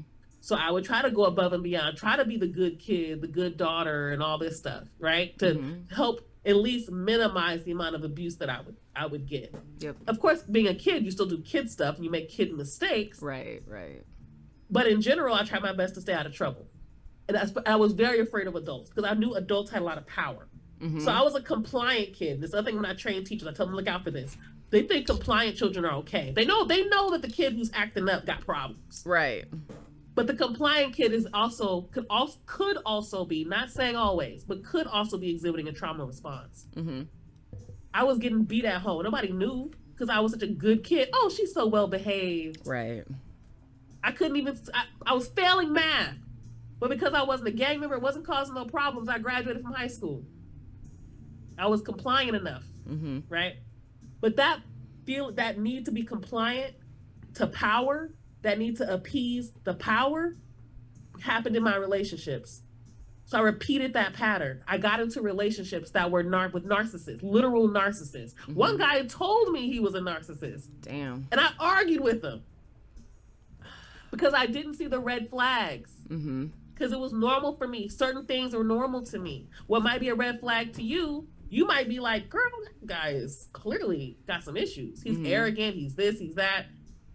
But when they're not red flags to you because they're so normal, you're used to being treated a certain way. Yes. You're used to people talking to you a certain way. Yes. And your first reaction is to be a better woman. Like I had to be a better kid. I didn't stand up for myself. I didn't say, hey, you know what? No, you're the one that's wrong here. And when I try, just like you do when you're a kid, you get shut down. Mm-hmm. No, you don't know what you're talking about. Gaslighting you. Parents gaslight their kids, don't even realize they do it. Yep. But the same thing, I was in these gaslighting ass relationships. And I don't mean gaslight how the internet talks about gaslighting. I disagree with you and I don't like it. God, so I hate that you're shit. Gaslighting me. Oh God, everything on the internet it's just all McCarthyism. Not a single word is outside of that practice now. Yeah, I think anyone who uses the term gaslighting should be forced to watch the movie. That's all I'm saying. Yeah, exactly. That's a very interesting movie. It's a good movie, but it's true. Like people, and that's tangent. I have another pet peeve, which is people using mental health terms wrong and to just debate people and play victim in debates that they're losing. Yes. Right? You're gaslighting me. You're being toxic. I'm being traumatized. This is a traumatic experience for me. Yes. I'm not going to say you're not being traumatized. Maybe you are. But a lot of times they're just saying you disagree with me. Yep. And I don't like it. And it hurts my feelings. Yep. And it started with hater. Yeah. Back at the Right. end of the 90s, it was hater. Yeah. Hater. Everybody's a hater. I can't Everybody's a disagree with hater. you. I'm jealous of you. That's the real thing, right? Yes. It's not because you're being mean to me. It's not because you're rude to people. It's because I'm jealous. You know, it's like when the girls would be in school, they just jealous because I got long hair. You know, they. I ain't jealous. I mean, I might be, but I don't know your credit score. I don't know if I'm jealous or not. But yeah, but getting back to my point, you know, you're not, if you don't recognize the signs because you're so used to them, you're used to being violated, you're used to being talked to a certain way, you're going to continue to get into relationship after relationship, and you think you're doing something different because because we look at superficial things. Right. Well, the last guy, he treated me that way because he was broke and he didn't have a good job. He was stressed out. I'm not gonna date those kind of guys. I made a guy with a good job who's not going to treat me that way. Then you get to date a guy with a good job and he still treats you messed up, right? Exactly. You get a guy who's a little bit taller and he still treats you messed up. You meet a guy at church, he still treats you messed up. Meet a guy on Tinder, he still treats you messed up. You meet a guy at the supermarket, he still treats you like, it doesn't change because you change all these other superficial elements. Right. Because the problem has been in you. You don't recognize the signs. Yep. You think love bombing is a good thing. Yeah. Because it's like the rose-colored glasses thing. If you have rose-colored glasses on, a red flag is just a flag. You know, should we define love bombing just in case a new young person tunes in? Oh, Yes. Yeah. okay. Do you want to do it or you want me to do it? Oh, you could do it. So love bombing usually happens at the beginning of a relationship where the guy, let's say guy because women do it too in a different way. But when the person, your partner, begins to shower you, give you lots of attention, buy you a lot of things, you know, remembers things like, you know, for your birthday, and they go above and beyond. Like it's insane. Like you guys have been dating a week and he's already doing all this extra stuff. Right. Sometimes if you don't recognize this is a flag, you go, oh my God, he just loves me. He just really likes me. He's great. He's great. And you're all in. He's buying, but slowly at the same time, he's telling you, you know, your homegirl, she's jealous because of how I treat you. That's why she be looking at me like that. He's planting these little things in your head, and he starts separating you from your family, separating you from your friends. Yep. The next thing you know, you to the point where you believe him or them. I keep saying him because the stories I have it was actually with men. But women, like I said, women can do the same thing. When women start doing that obsessive thing, and you think, oh, she's cooking for me, she's popping up at your job with a meal. Yeah. You didn't even tell her where you work. She found it. Exactly. That's also a part of it, right? So, you know, but then they start telling you how everybody else is wrong, how you're the only one, you know, how they're the only one that can take care of you and love you and support you, but they're slowly separating you. They're controlling you. They're saying, you know, they're questioning, why are you over there with your friend so-and-so? You know she don't like me. Right. You start to distance yourself from your friends. He sees you talk, or he or she sees you at the supermarket and you're giggling it up with somebody, and they get jealous. Oh, they're just like that because, you know, they love me. Right. Then you start to realize, wait a minute, they're controlling. Then they start to do things and like physically hurting you, and then making excuses for it, or even being overly apologetic in the moment. Yeah. Right. But they go right back to the same behaviors. So love bombing is the part that's supposed to bring you in. Yeah. And then I also find with like the love bombing that they start doing a lot less bombing once you're in. Right. There's a lot less love, like that whole, like, you know, oh, it's just Monday and I was thinking of you, so I brought you flowers. That doesn't happen anymore. No. Right. And then it leaves you feeling crazy, basically, like, what did I do wrong? Why am I not being paid the same attention? Why am I not still getting these same gifts? Like, why am I now being treated, you know, less than I was being treated 6 months ago? Like, what did I do? And it creates this like really terrible internal dialogue. Like thinking that you can like earn that attention back, but like the person didn't have good intentions with that attention. So no, you can't earn it back because it was given under like false pretenses, I guess I would say. You know, absolutely. And the reality is that you probably felt that way before, and this sort of was familiar to you. Yes. And I'll give you an example. And this is I was watching this video with this author. He's a psychologist, Dr. Gabor Mate. It was really interesting. He talked about how these sort of things actually start in your infancy. So, for example, it's very confusing to a baby when they're crying and you hold them and you hug them and you're feeding them and you're doing all that loving thing, doing the loving things, and then another time they're crying and crying and crying and you give them no attention. Most people don't know, but that's very confusing for babies. You're supposed to hold your baby when they cry. Dr. Spock, apparently, if it's like in the 50s or 60s, says you don't hold your baby because it'll spoil them, right? That's essentially what he was saying. But that turned out to be completely scientifically off the mark. Babies literally need to be held and felt safe, even if they're just crying to be held. That's what they need, right? Okay. When you don't do that consistently, it creates a confusion in the baby. And as they develop, their brain develops, they develop a confusion around whether or not they're wanted or not, whether or not they're loved or not.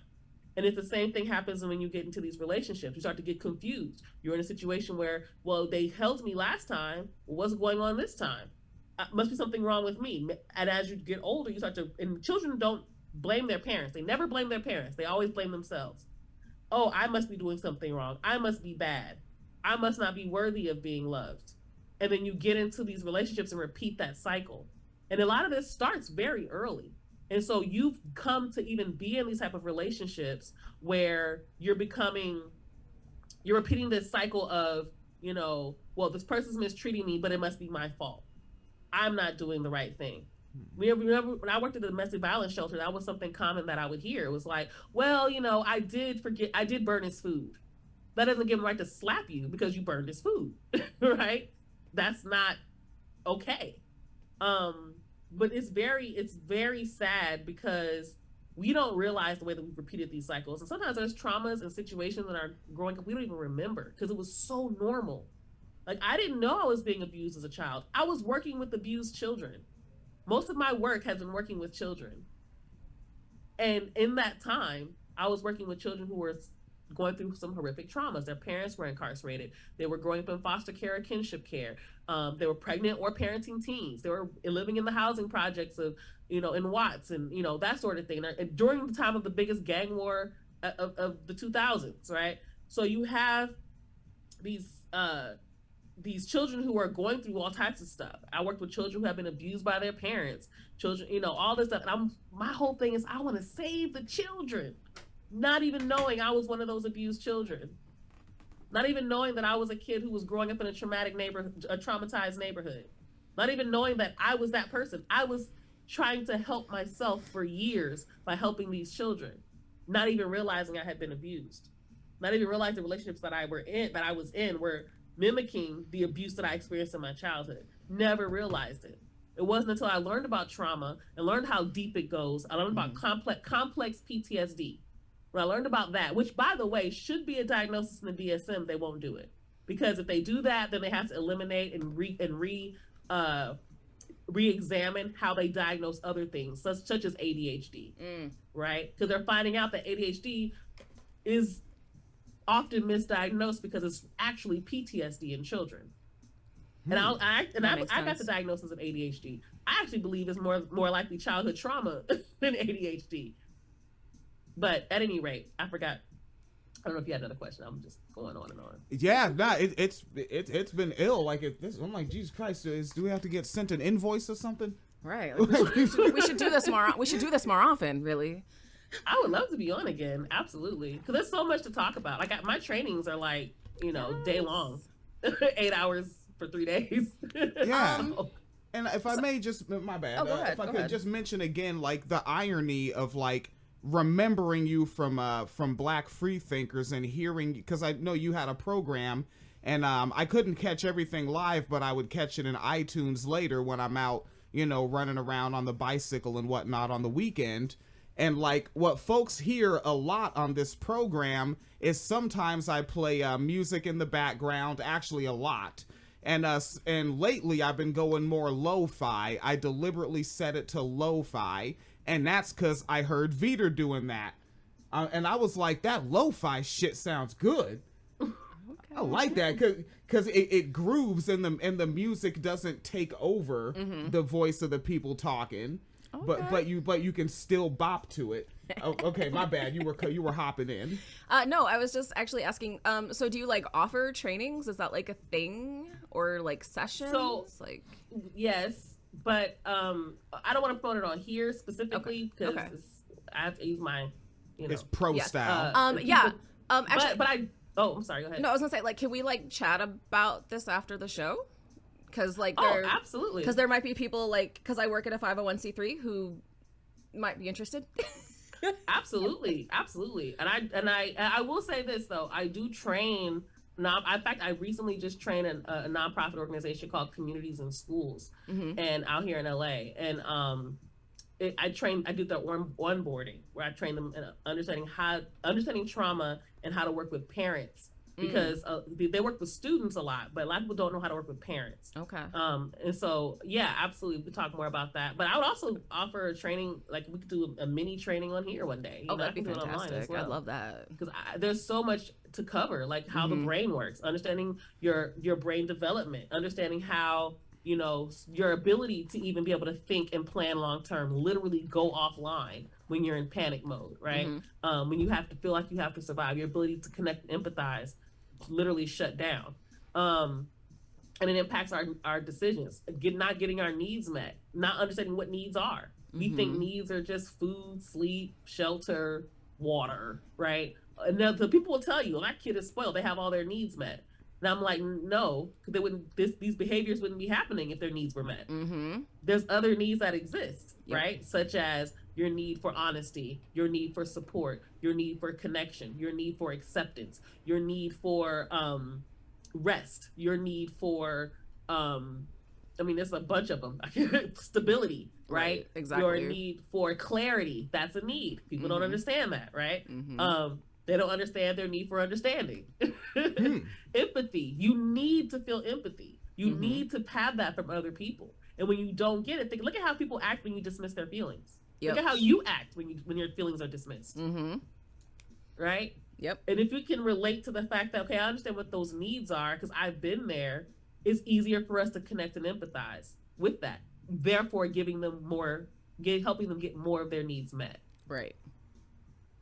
My God. Yeah, right. We have these dead air moments because I have nothing to add. I really thought you were going to have like so many questions though. I did. I had some laid out, but I was like, what if I don't really need them? And then, you know, I married a nerd, right? I'm on a line with a nerd. And once the nerds get going, it's like, I'll just sit here and produce. I'm on it. Everyone's doing their job, right? To each their ability, right? That's what the anti-capitalists say. To each their ability, to each their contribution, something like that. Something like that. I don't even know what the people be saying. But what are your questions? I'm curious to know what the questions are now. Oh my goodness. Yeah, where were they? Where were the questions? You took them down. Got you closing out the box with the questions. Yeah, you know what? When the computer shut down, the little question essay thing that I had written down was gone. Oh no. But could we schedule again? Fuck yeah. Absolutely. Oh, I love this little thing, the little video. Yes, that's I love that video. Yeah, I found more from what you sent me. I found more, and I thought it'd be good to play those on mute, on like in the background there. Yeah, pause that one. I want you guys to look at this one. Okay. So I already know what he's explaining. He's explaining what's happening to your brain and body when you experience a stressful or traumatic event, and the hormones that are coming out. So he's showing you your amygdala. That amygdala is your brain sphere response system. That's the beginning of your brain sphere response system. It starts going off like an alarm, and it starts saying, hey, you're in danger. And what ends up happening is when the traumatic event happens, your ability to plan and think long-term, control your impulses, which is held in your prefrontal cortex, you basically inhibit that ability. And your stress hormones start taking over your body, such as cortisol and adrenaline. And that's when you get into that fight or flight mode. It's probably going to go into, it's also on the left of the little, you see where it says freeze? That's probably him going into the survival responses. But this is a great video. I don't know what video, but I don't know what the link is to that video, but you should definitely share that with your followers. It's a good video. Okay, I have them in a little playlist here on the YouTube. So yeah, it's a YouTube screen, and I have it cropped so that all the other YouTube stuff is out of it. Yeah, this is the stuff we do. Again, great. From Black free thinkers to here. This is wild. Full circle. Yeah. Right. And it's interesting because I always think about the role that religion has played in how Black people specifically deal with trauma. And there are some good things. There are some things that we know for sure have not been good, right? good things being things like having a place and a space to organize. Mm-hmm. A lot of the freedoms that we do have were organized in church basements, right? The ability to connect and have community with each other, because it was the only place we were allowed to be able to do that and congregate and connect, right? And even that we had to fight for. People don't know that. But so there were, and it was supposed to be a space where you can help your community. Sister so-and-so is not feeling well. Let's go on over there and bring her some food and make sure she has her needs met. Sister, for example, growing up, you know, as terrible as my church was, it was also a safe space for us to be in the 90s when shit's going off in South Central. You know what I mean? And my dad was, you know, and to some credit to my dad was a single dad, going to school full time, working 2 to 3 jobs most of that time, all at the same time. And so he needed a safe place for his kids to develop skills. You guys, I'm sure people think I'm a good speaker. I learned that at church because they always had you on the microphone talking. You got public speaking training, you got vocal training, you got all these things because remember also in the 90s they took a lot of the music programs out of the schools. Churches did that, right? So there were good things that also came out of that.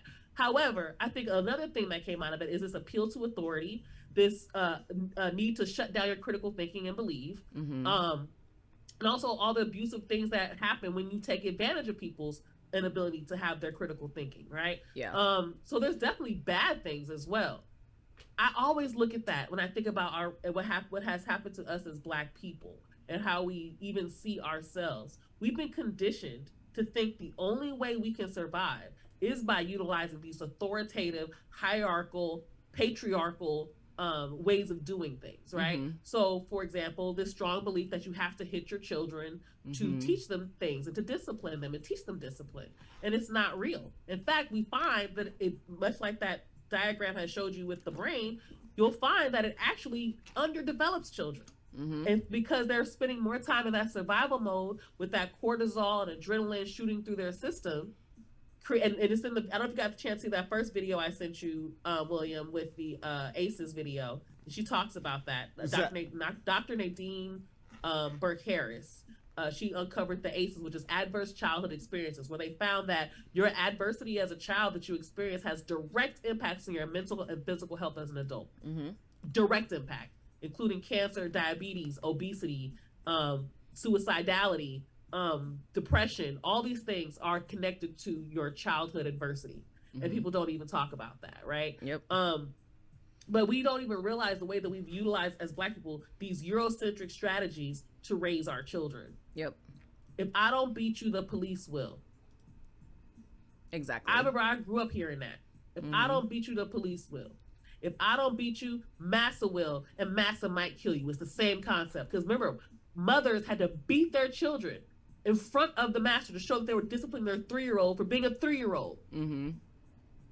Right? This is excuse, because I'm uneducated here, right? So I'm just some blue collar person sitting around speculating, right? And I think about like the homophobia, and I think about how I was being raised with my biological mother, and then the transition to the woman that was the adult in my life right after she died. And my biological mother, for example, one example, when we're out at the Batman Returns film and all the boys come out of the theater, I think it was a Cub Scouts thing, and all the boys get the action figures and whatnot. As a boy, my mother allows me to get the Catwoman t-shirt, you know, and this is like at the top of like at the beginning of the 90s into the 80s, Batman Returns. And I'm a boy running around with the Catwoman shirt on because that's the character I like. My mother let me have the non-masculine things. You know, I played with blocks and My Little Ponies and Ninja Turtles all together. And then when she dies and I'm with my biological father's girlfriend, I have on like a flannel or plaid shirt, and like the next day she's cutting it up and putting it in the garbage, and she's from the South. This is the vernacular she used. It makes you look like a punk. And now I'm older, and like I know that like she was using punk as a homophobic slur. And then I think about how much someone from like her background, she kind of expects Black boys and men to have a higher chance of going to prison, where you don't want to be a punk because you're going to be victimized by virtue of being a punk. And that's just me speculating. Like, do you educated folks see anything there? Absolutely. I think that's one the thing. I same. see her Yeah. trauma playing out. She's clearly experienced or witnessed something that made her believe that the violence that someone she knew or herself experienced as a result of what they wore or something like that. That would be my guess. Because you're watching somebody whose own fear is playing out in a very unhealthy and problematic and homophobic way. Absolutely. Because I think sometimes I do think, because if you listen to some parents who talk about stuff like this, and I work with many parents, in their mind, they believe they're protecting their children. They literally believe this. They believe that, in fact, they will believe. My dad thought he was beating us and it was saving our soul. If you really believe your children are going to burn in hell for the eternity, if you don't beat your child, if you really believe that, as crazy as it might sound to those of us who are no longer in those beliefs or have never had those beliefs, there are people who really believe that. We were a part of those type of cults where you don't go to the hospital if you're sick. You get prayer from the prophet. Ooh. Right? You had blessed water that the prophet prayed over after you stayed up till 3 a.m. at some service that shouldn't have been that long, right? This is the type of thinking some people have because of what they've already been conditioned with. In her mind, she may have actually believed she was protecting you. That doesn't make what she did okay. That doesn't mean it wasn't problematic. That doesn't mean she shouldn't be held accountable, because she absolutely should if that ever happened, right? But at the end of the day, it sounds like she thought in her belief system that she was protecting you. Yeah, I'm not even mad at her. Like, she didn't know what the hell she was doing. And then that's how I feel about my dad. You know, I don't think he really knew. And I love my dad. Unfortunately, we're unable to have a relationship right now, and I'm really sad about that because I love my father. But I also know that he doesn't even have the ability. This is the hardest thing I'm still grappling with narcissism and NPD, diagnosed NPD. This isn't just something I'm saying, right? Do they really even have the ability to love you, even their own children, right? So so understanding that my father did the best he could with what he was given, what he was raised under, right? He was an abusive alcoholic. He started doing heroin at 15. What is a child at 15 going through where they think heroin is what will heal them? Right.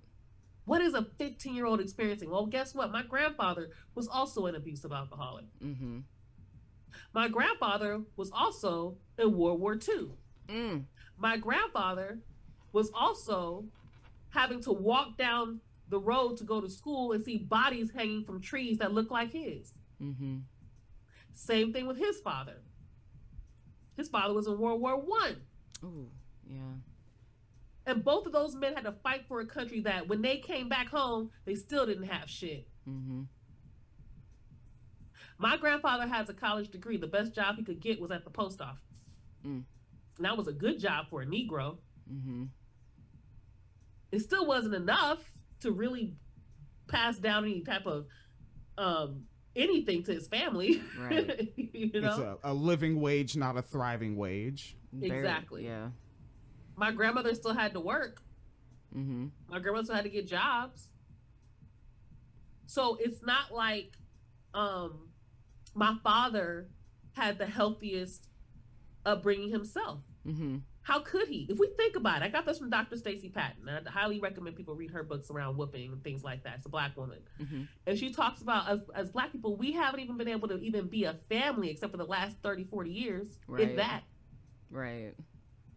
You can't, how are you a family during slavery when they can sell your child off at any moment? When you have to teach your child, think about, now I'm going to say something that's going to be really, that might be a little bit jarring for people, but I'm going to say it anyway.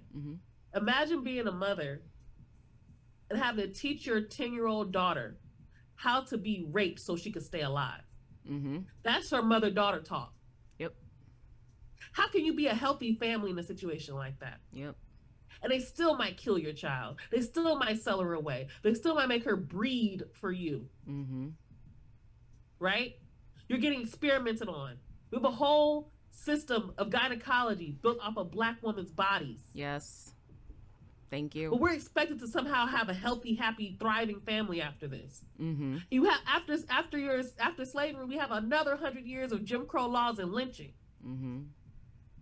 How can you really be a healthy, thriving family in those situations? We're just being traumatized. You have to raise your children to follow orders, because if they don't, they die. Then in this generation, we still treat them that way. Then we send them to these schools that reinforce this belief. Because all my schools, it was get in line, be quiet. What are you doing? Stop. It was all authoritative. It was all about following orders. Mm-hmm. And if you don't follow orders, what happens? You suffer. Mm-hmm. So we've been conditioned in that thinking. We haven't had the chance to teach our children how to negotiate, how to connect with each other, how to problem solve. Because remember I told you, problem solving is in the neocortex.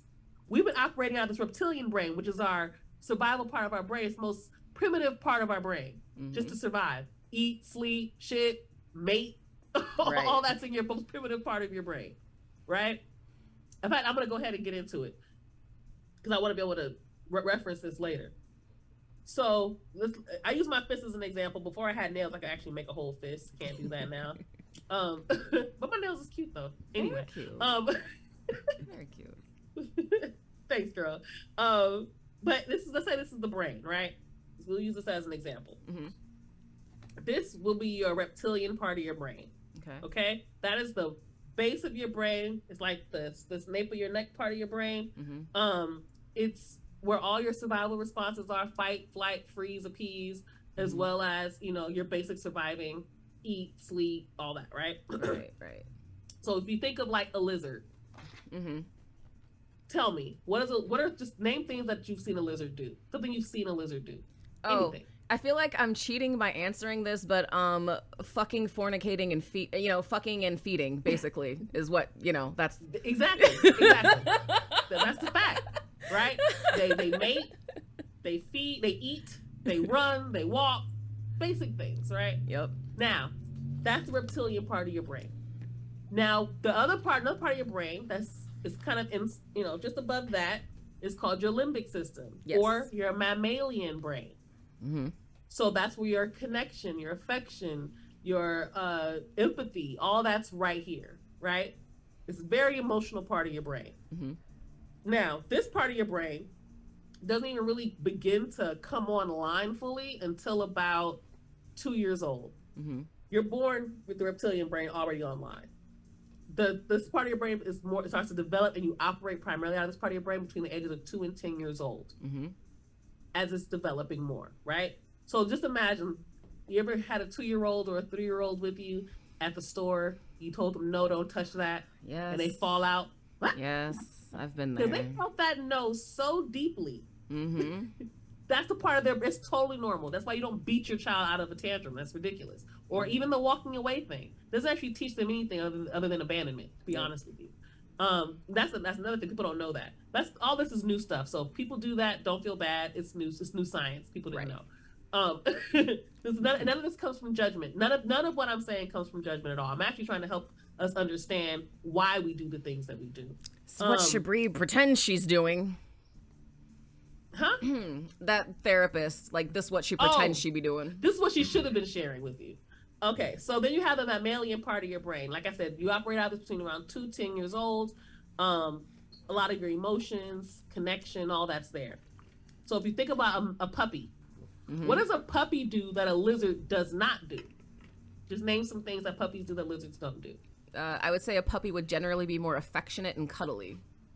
Affectionate, they connect emotionally, all those things, right? Well, the next part of your brain that comes online around 10, 11 years old is the neocortex. The neocortex is where, like I said, that's where your impulse control, that's where your planning, strategizing, creativity, all that comes from there. Okay? So that's that neocortex. That comes online around 10, 11, doesn't really finish developing till about 27 to 30. And but also part of that neocortex is something called the prefrontal cortex. That comes online around 15. And that's where your long-term planning, long-term thinking come from. That's why, you wait till about 15 years old to start saying, hey, what do you want to do with your future? Asking an 8-year-old that, a little bit more challenging, right? They'll tell you they want to be an astronaut, and they don't even know what an astronaut really does, right? Right. Exactly. Like, I just want to go hop on the moon and pick up moon rocks, right? So around 15 is when your long-term planning and thinking begin to really come online. Now, what happens when you get afraid, or you feel hurt, which is really just fear. Well, anger is fear or hurt, really. So whenever you get angry, whenever you get afraid, that neocortex goes offline. The next thing that goes offline is your mammalian brain, that limbic system.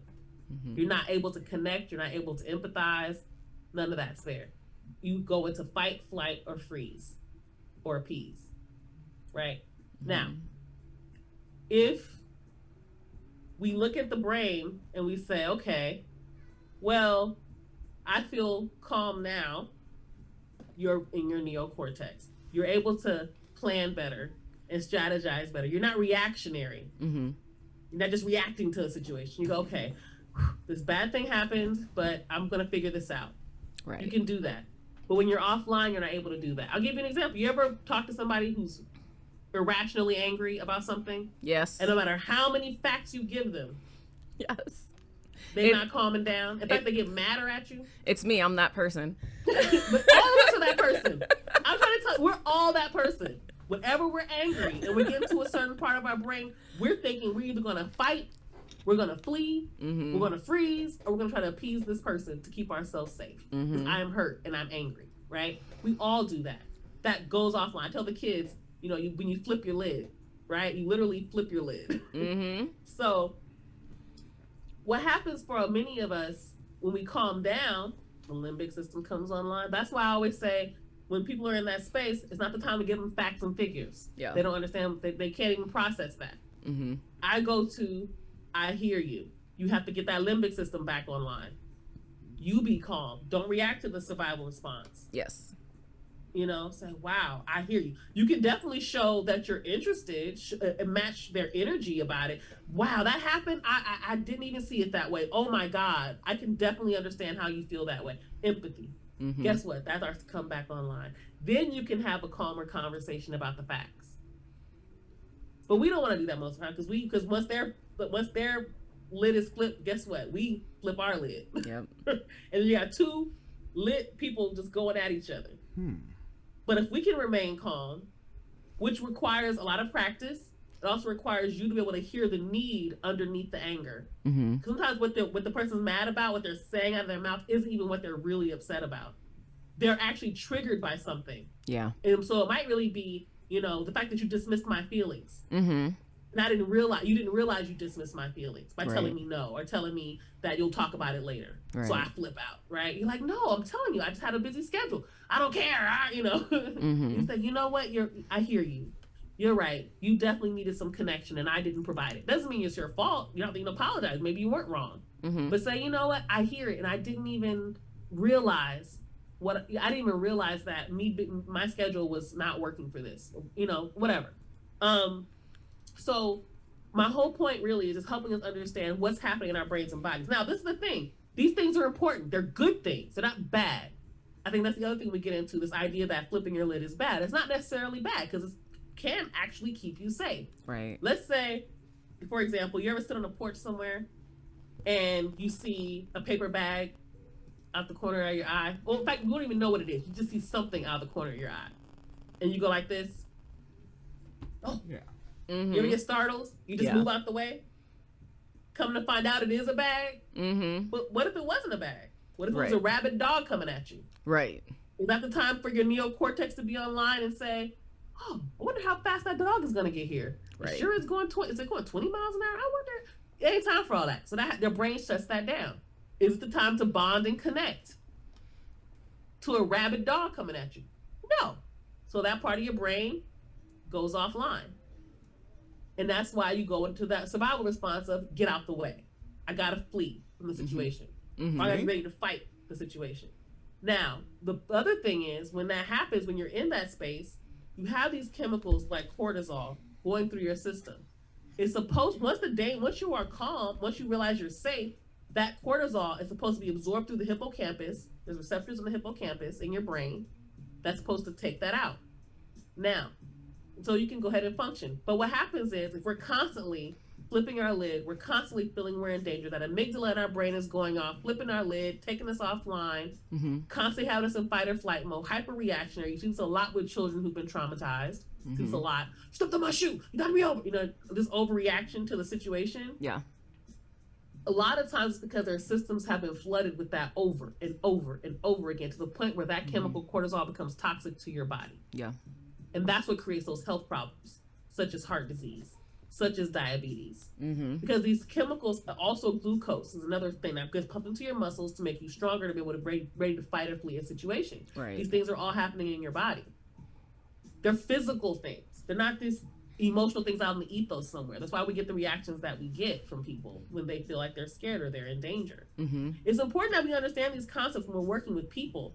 And I think a lot of people who work in the fields, who work with families, who work in communities, need this type of understanding, because you can set off your own trauma. Your own trauma can set off somebody else's traumas. Right. And back and forth. Yes.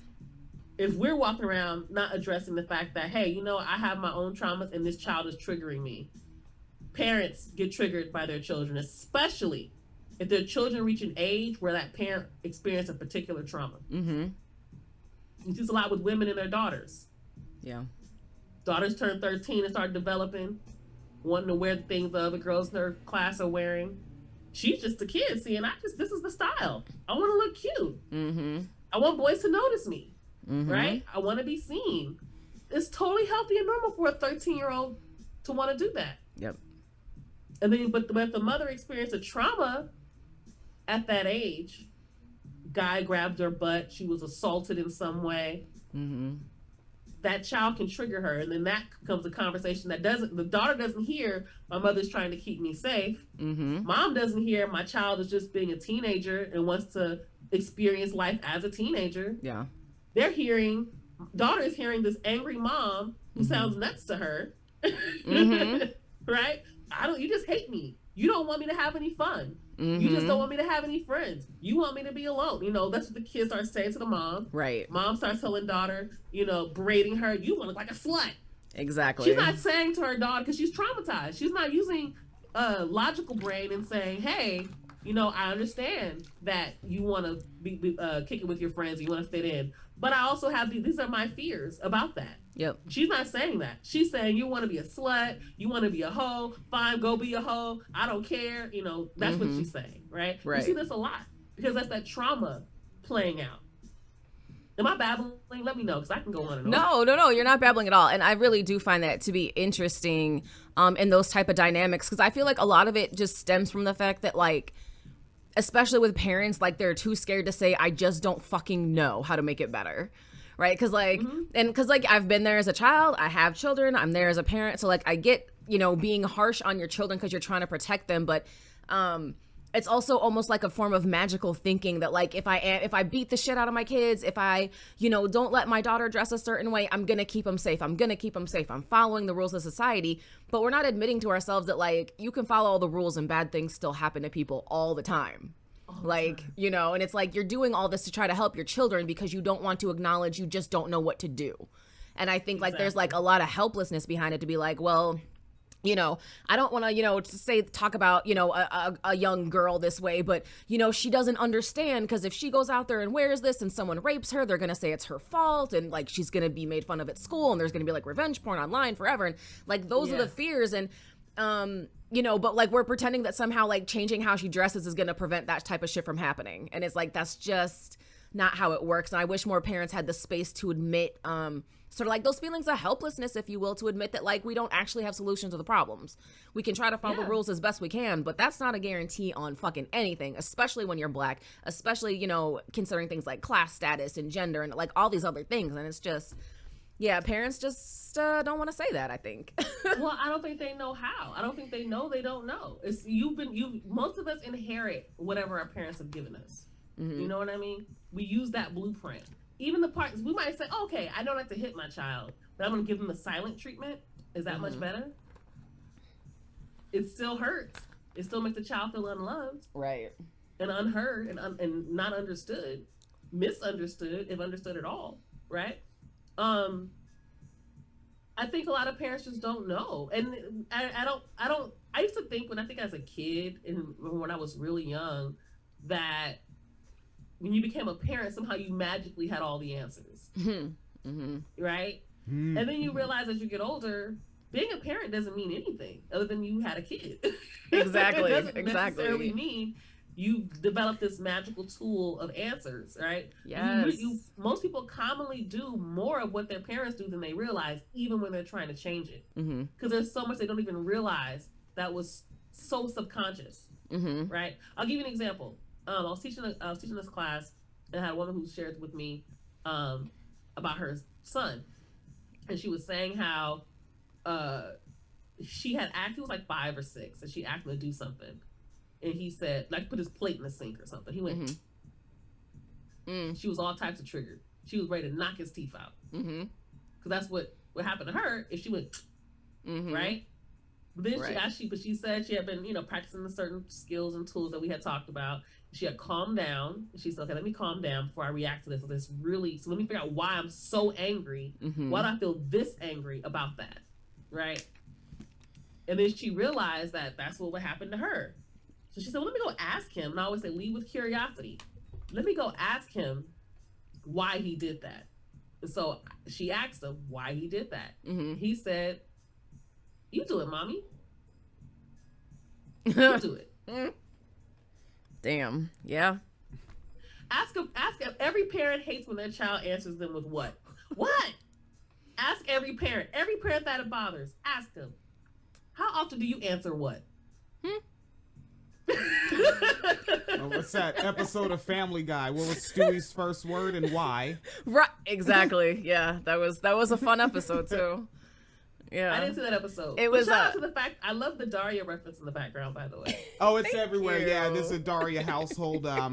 In my 20s, because like I think I've said earlier, like I aged out of the foster care system, so I don't really have much of a blueprint. But in my 20s, I was like, you know what? Maybe a good rule of thumb is if I can't watch Daria with somebody, that we're not going to build a good relationship. So Daria was my shit. Oh That yeah, was my shit. I got the shirts, I got the DVDs, I got the Sick comic Sad. book. Yeah, Sick Sad World. Yeah. Yeah. That was a good show. I felt like I was in middle school when I watched it, and even then I felt like I understood the cynicism. Yeah. That was a good one. Yeah. But a lot of times we inherit what our parents do. We see it in our own children. And it's natural. They're gonna mirror what's around them. That's what our brains do. We all do it. We still do it as adults. There's all these. I love those little video experiments that they do. They'll show it was like one of my favorites. It was a waiting room, and people were coming to this waiting room. And every time a bell went off, like the little desk bell, ding, it would go off, and then someone would stand up, and then I think it would ding again, and they'd sit down. Right. Then those person would, every time the ding would go off, they would stand up, then they would sit down. Then somebody else would come into the waiting room, and they'd see this person doing this. Oh yeah. And then they do it. They're just waiting. They just think this is what you're supposed to do in this space, because our brains say mirror what's happening around you to be safe. Yep. Right. So, and by safe, it doesn't just mean physically safe. It means emotionally safe as well. Yes. And psychologically safe. Yes. So then another person comes in, and they're sitting there, and they see people doing this, and they're like, oh, this is weird. But then eventually they start do it doing too. Yep. Then when somebody else comes in and sees this whole group of people doing it, they do it too. Yep. It's totally normal. This is what our brains do. We all do it. When the styles and clothing change, a lot of us change right along with it. No. Maybe not as quickly, but we all do it in some way. None of y'all are wearing shirts from the 1960s. I don't see you in a dress from the 1940s or 30s. Yeah. I don't see you making you can go to a vintage shop and find one. Yeah. Right? Now, people might have that as their style, but even if you look at those people, they're a group. Right. And they all celebrate. So they're still we all do it in some way. Even if we have a subculture, it's the same idea. That's why cults are so effective. Yeah. Right? Yeah. Speaking of those type of social experiments, I think because I've seen ones like that. I saw one where they did that on an elevator. where they one guy in the elevator was facing like he had his back to the doors, and like by the time they got to the top floor, everyone had their back to the door. But I think the wildest one I saw was a jar of like marbles or jelly beans or something, and it was one of those guess how many are in the jar, but they gave you answers, like you had to pick one of like 3 answers, and clearly like based on the size of the jar, it could have only been like one answer. I've seen that one. Yeah, but like what the wild thing, because it was like, what is like, it's like 50, 500 or 5,000. You're like, okay, it can only possibly be one of those things, you know? But I think the wild thing about that one to me is that people who had it right, when they got into a group, if one person in the group was adamant about the answer being the wrong number, the people who were right, who knew they were right, who individually picked the right number, still went ahead and said, maybe I was wrong, maybe I'm fucked up, and it's the wrong number. Like, that is so fucking wild to me. How like, but you knew. But that's how cults work. That's exactly how cults work. And that's why, and I actually really love listening to and watching documentaries about cults. In fact, one of my favorite podcasts is called Cults. Okay. And it talks about, because the reason I like that one, because they actually go into the psychological science of it. They don't just tell you the story so people can be judgmental. They actually give you the science. But both the cult leader and the cult members. But that's a very common thing where they start to question their own beliefs. And that's what they do. And it's not just cult leaders who do this. People in relationships do this. Parents do this. Like, the more passionate someone feels and seem like they're giving a good argument, or the more authority we perceive them to have, the more likely we are to change or start to question our own beliefs. You start questioning our own principles even. And that's what cults really do. They have you question your own principles. And yeah, so I think that's really, it's a fascinating experiment, because everyone thinks that they're somehow immune to it, but nobody is. I had a cousin who would always argue, those weak-minded people. And what's so funny is you listen to her talk, you'll find that she repeats talking points that she's heard from other people, and she'll be dead wrong. Yeah. And I'm like, what you doing? And I try to call her out on it. Big mistake. You can't always call people out on stuff. Yeah. Because they take it personal. Like, they'll take it like, some people's beliefs become their identity. Yeah. You know? And that's something I had to change in myself. And that's still I'm still sure I do it. But that also makes it hard for people to leave cults or to change beliefs because they become their identity. Well, who am I if I'm not a Christian? Right. Yeah. Exactly. Who am I if I'm not a feminist? I've spent all my years being a feminist. Shout out to Thought Scholar. She was actually a part of that Black free thinkers group. But she was like a super Black feminist to the point of becoming anti-Black men. And then later she started doing more reading, more study. She realized she was wrong and came out about being wrong. And she got hell. I mean, they gave her hell because she changed her beliefs, because she went and found more information outside of the echo chamber of her group, of the people that she was surrounding herself with. The same thing happened to me. That's how I ended up leaving my cult. I went to college. I started meeting Christians who weren't as extreme as mine. Like, they could wear pants to church. That blew my mind. I was like, you can wear blue jeans? Like, because it's one of those churches that was like kind of new agey, you know, they were hella cool. It was still kind of creepy later once I left that too. But it got me out of where I was at. Right. So I saw other Christians who could have parties and listen to music that wasn't Christian. I had to hide all my hip hop CDs. Was yours Pentecostal? Yes. Okay. The foster care house sent me to one of those. They're wacky. They're wacky. And imagine it being wacky with the prophet. Yeah, my bad. We got sent a prophet one time, which doesn't that fucking silly ass book say there are no prophets? But then at the same time, they're like, check this out. This is Prophet Voss. And this fucking abusive ass nigga, because the thing, my biological mother didn't raise me with religion. And it's not like I'm some brilliant, super woke genius. I mean woke in the old black 90s way, not this Nazi shit. Like, I wasn't some super woke genius. But with my mother not giving me religion, when I'm 14 years old and you start sending me to church then, that shit looks insane. Like, my mother was a Panther in the 70s, and you got me in this building with all these folk that look like me, with this fucking fake white man on the wall, and they're all chanting "Wash me whiter than snow." That was the creepiest shit I ever seen in my damn life. Then I forgot what the hell point I was trying to make. I triggered myself. Well, I was talking about you asked about Pentecostal. And I was Oh, saying, yeah, and the prophet, yes. And that prophet Voss guy went up there and straight up, Sister Evelyn, she had put whatever she put in the offering plate, and apparently he's eyeballing. This cat has X-Men eyes, and all the way up there from the pulpit, the church is maybe about half a football field long, and he's like, Sister Evelyn, all you got is that $25? I know you got more than that. And she did the perp walk, the walk of shame up the, and she's a grown ass woman, probably in like her mid to late 30s, walk of shame up there to put a couple more 20s in it. And this is on 90s wages, homie. Oof. The fuck? Excuse me. Wow. You know what? I'm surprised at how blatant he was.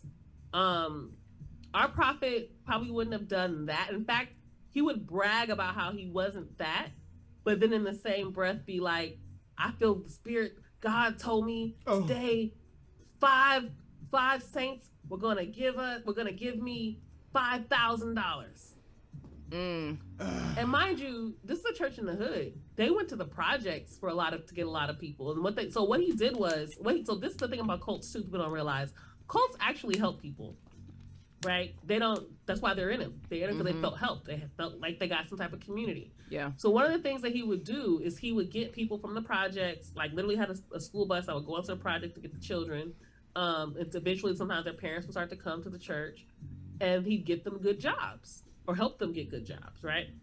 So for example, he did something and he was able to help get people jobs down at the docks, which was like an amazingly difficult job to get. I think even to get it, they usually hire, like, it's one of those jobs where if you're a dock worker, your kids can easily become a dock worker. It's one of those kind of jobs. I know some transportation companies do the same thing. So we did some things around that. He even did like these classes on how to get child care programs and foster care programs so they can become foster parents and have their own child cares. So some people were getting money for the first time. Like I said, my father got there, he got sober.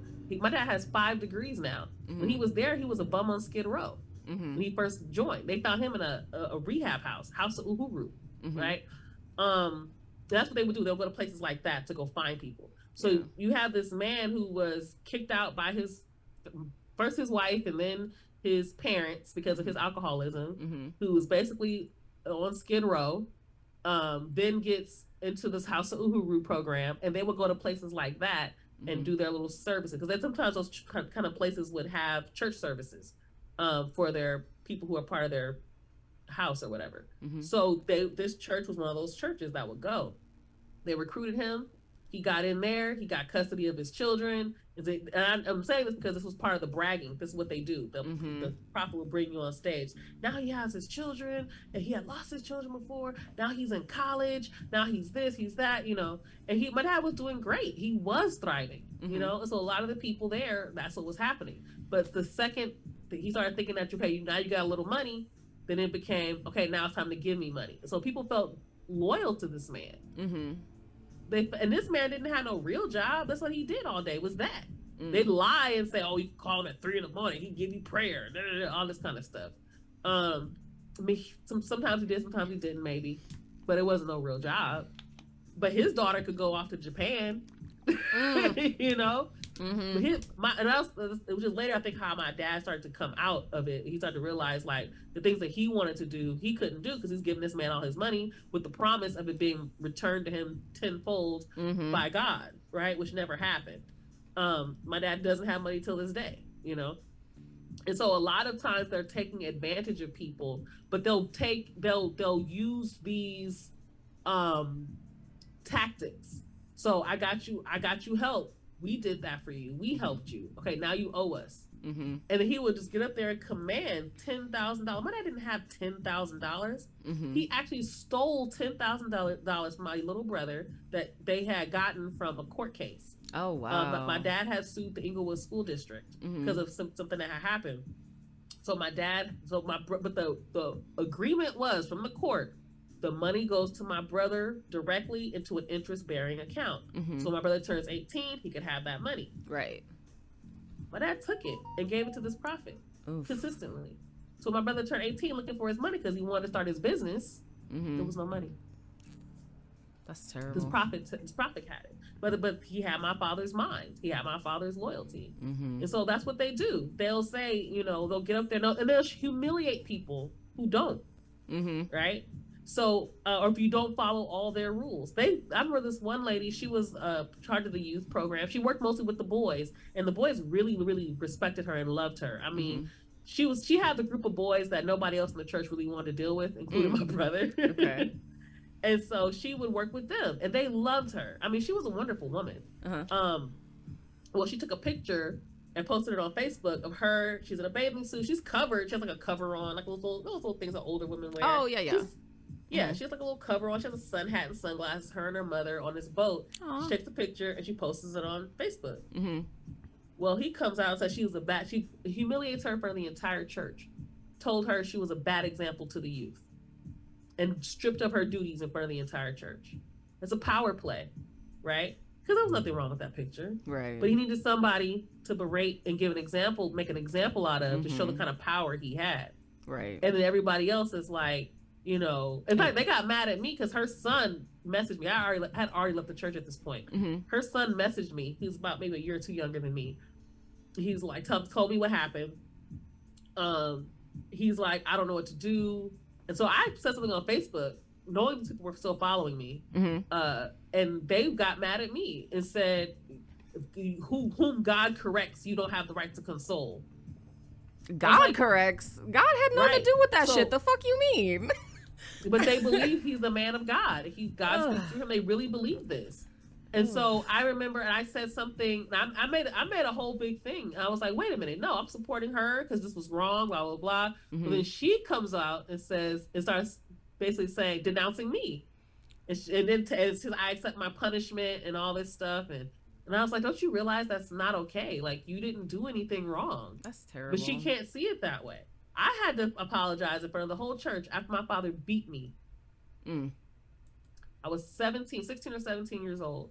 My father beat the crap out of me about something I didn't even do. He's accused me of ordering 17 magazine. Mm-hmm. But what happens is, when you hit a certain age, 17 magazine just starts sending out free magazines. Right. As samples. It's like a little 3-pack sample they send you out to all the teenage girls. Yeah. I don't know how many they do, but most of my friends had all gotten the same thing. And it just come in the mail. I never ordered it. I never asked for it. They got a list of teen girls somewhere and sent them out. Mm-hmm. Or maybe I signed up for something, years ago and they tracked my age. I have no idea. Right. My dad accused me of ordering them. And he didn't really like, but it was a very strict religious household. So he didn't really like that kind of stuff. He thought it was, too worldly. So one day he was at work. I was home. I guess I was out of school that day. And I was looking at one of the magazines and I was doing my hair, watching TV, just kicking it. Mm-hmm. My dad comes home for lunch. He catches me with the magazine. I drop it. Plate of crumbs where I was eating food flies up into the air. It was a whole big moment. He's so angry. He starts accusing me of ordering the magazines. I have this comb in my hair from doing my hair. And I'm like, Dad, I swear to you, I didn't. I don't think I said swear, but I promise I didn't do it. I didn't do it. While I'm doing that, the comb flies out of my hand somehow. I'm going like this, comb flies out, it hits him. He says I attacked him. He starts charging at me and starts punching me. Damn. I'm trying to get away from him. Like, he's punching me. I'm trying to get away from him. I'm fighting. I'm trying to get into the bathroom. I'm trying to close the door. Eventually, he gets tired and he has to go back to work, and he goes back to work. But I'm terrified. He comes home later. He's like, we're going to church tonight because we had night services. We're going to church tonight. We get to church. I guess he had already talked to the prophet or whatever. Next thing I know, we're in service. Prophet's he's talking about one thing. Then the rest of the service is talking about how children should honor their parents. Whole sermon, right? Whole half of the sermon, actually. So I'm like, oh man. So I'm starting to feel guilty because I'm thinking it's me. I'm like, oh, I'm starting to think I did something wrong. I'm thinking this. And I'm like, man, I'm so ashamed. And then the prophet then calls me up in front of the whole church and has me apologize to my father. Jesus Christ. He beat me. And mind you, Prophet never asked me what happened. Nobody ever got my side of the story. It was just that I was this wild teen who just who's violent and attacked her father. That's terrible. I'm so sorry. I mean, I'm good now. I've talked about it enough in my. Yeah, I'm okay. But which also, by the way, is helpful for some people, being able to just talk about it, and then eventually it becomes less. It stings way less the more you talk about it. But yeah. So those are kind of things that you experience in those kind of cult churches, right? You experience your blame. You're getting blamed for things you didn't even do or do wrong. Like you want to give your church $25. There's nothing wrong with that. Right. That's a good thing, right? Doesn't that aid whatever it is you're trying to do? I mean, it should be, right? Yeah. And this is not Showtime at the Apollo with the hook, but the jazzy version of Hit Me Baby One More Time is the exit stage left music. We have rocked for over 2 hours. Apparently you really can just do this. Yep. And I would keep rocking, but I have to edit this down. I'm gonna have to turn this into about 6 episodes. Yeah, I have to work today too, so.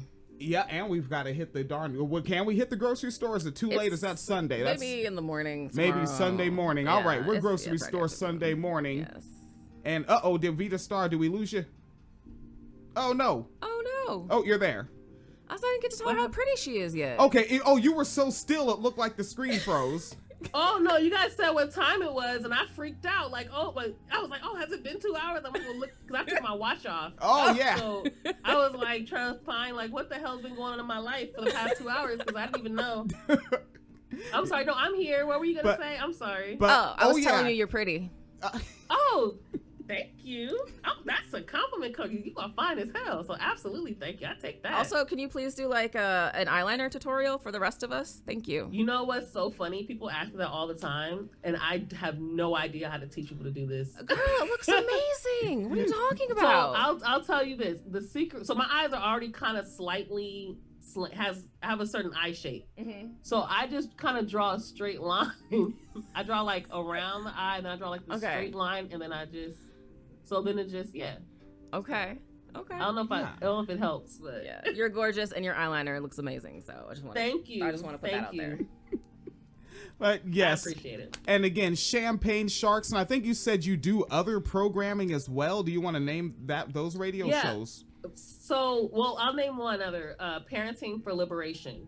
I don't host it. I produced that one. It's hosted by a woman named Trina Green Brown. She wrote a book called Parenting for Liberation, and her name for organization is Parenting for Liberation. So highly recommend her podcast because she has a good number of listeners. She has all types of topics, all types of parents. And in fact, one of the things I did want to bring up, I didn't get a chance to, and she has a whole episode on it, is boundaries. You know, how to hold your boundaries and how to teach children to have boundaries. And what do they look like, right? What is the difference between what is the difference between a barrier and a boundary, right? How do we navigate that? So I highly recommend Parenting for Liberation. People who are interested in parenting and looking for alternative ways to look at raising children. We talk about raising children with autism. We talk about the sad and rising increase of Black childhood suicide. We don't know that Black children are committing suicide at rates never seen before. In fact, I think it raised like 123%. 123%. Our children are killing themselves, our babies, and Black boys have the highest rate out of Black people. So definitely check out Parenting for Liberation. Is this also available across all the podcast applications? Absolutely. YouTube? Absolutely. Is it on the YouTubes as well? It's not on YouTube. It's not on YouTube, but we are on all the streaming platforms that do podcasts. So like Spotify, iTunes, Stitcher, all that.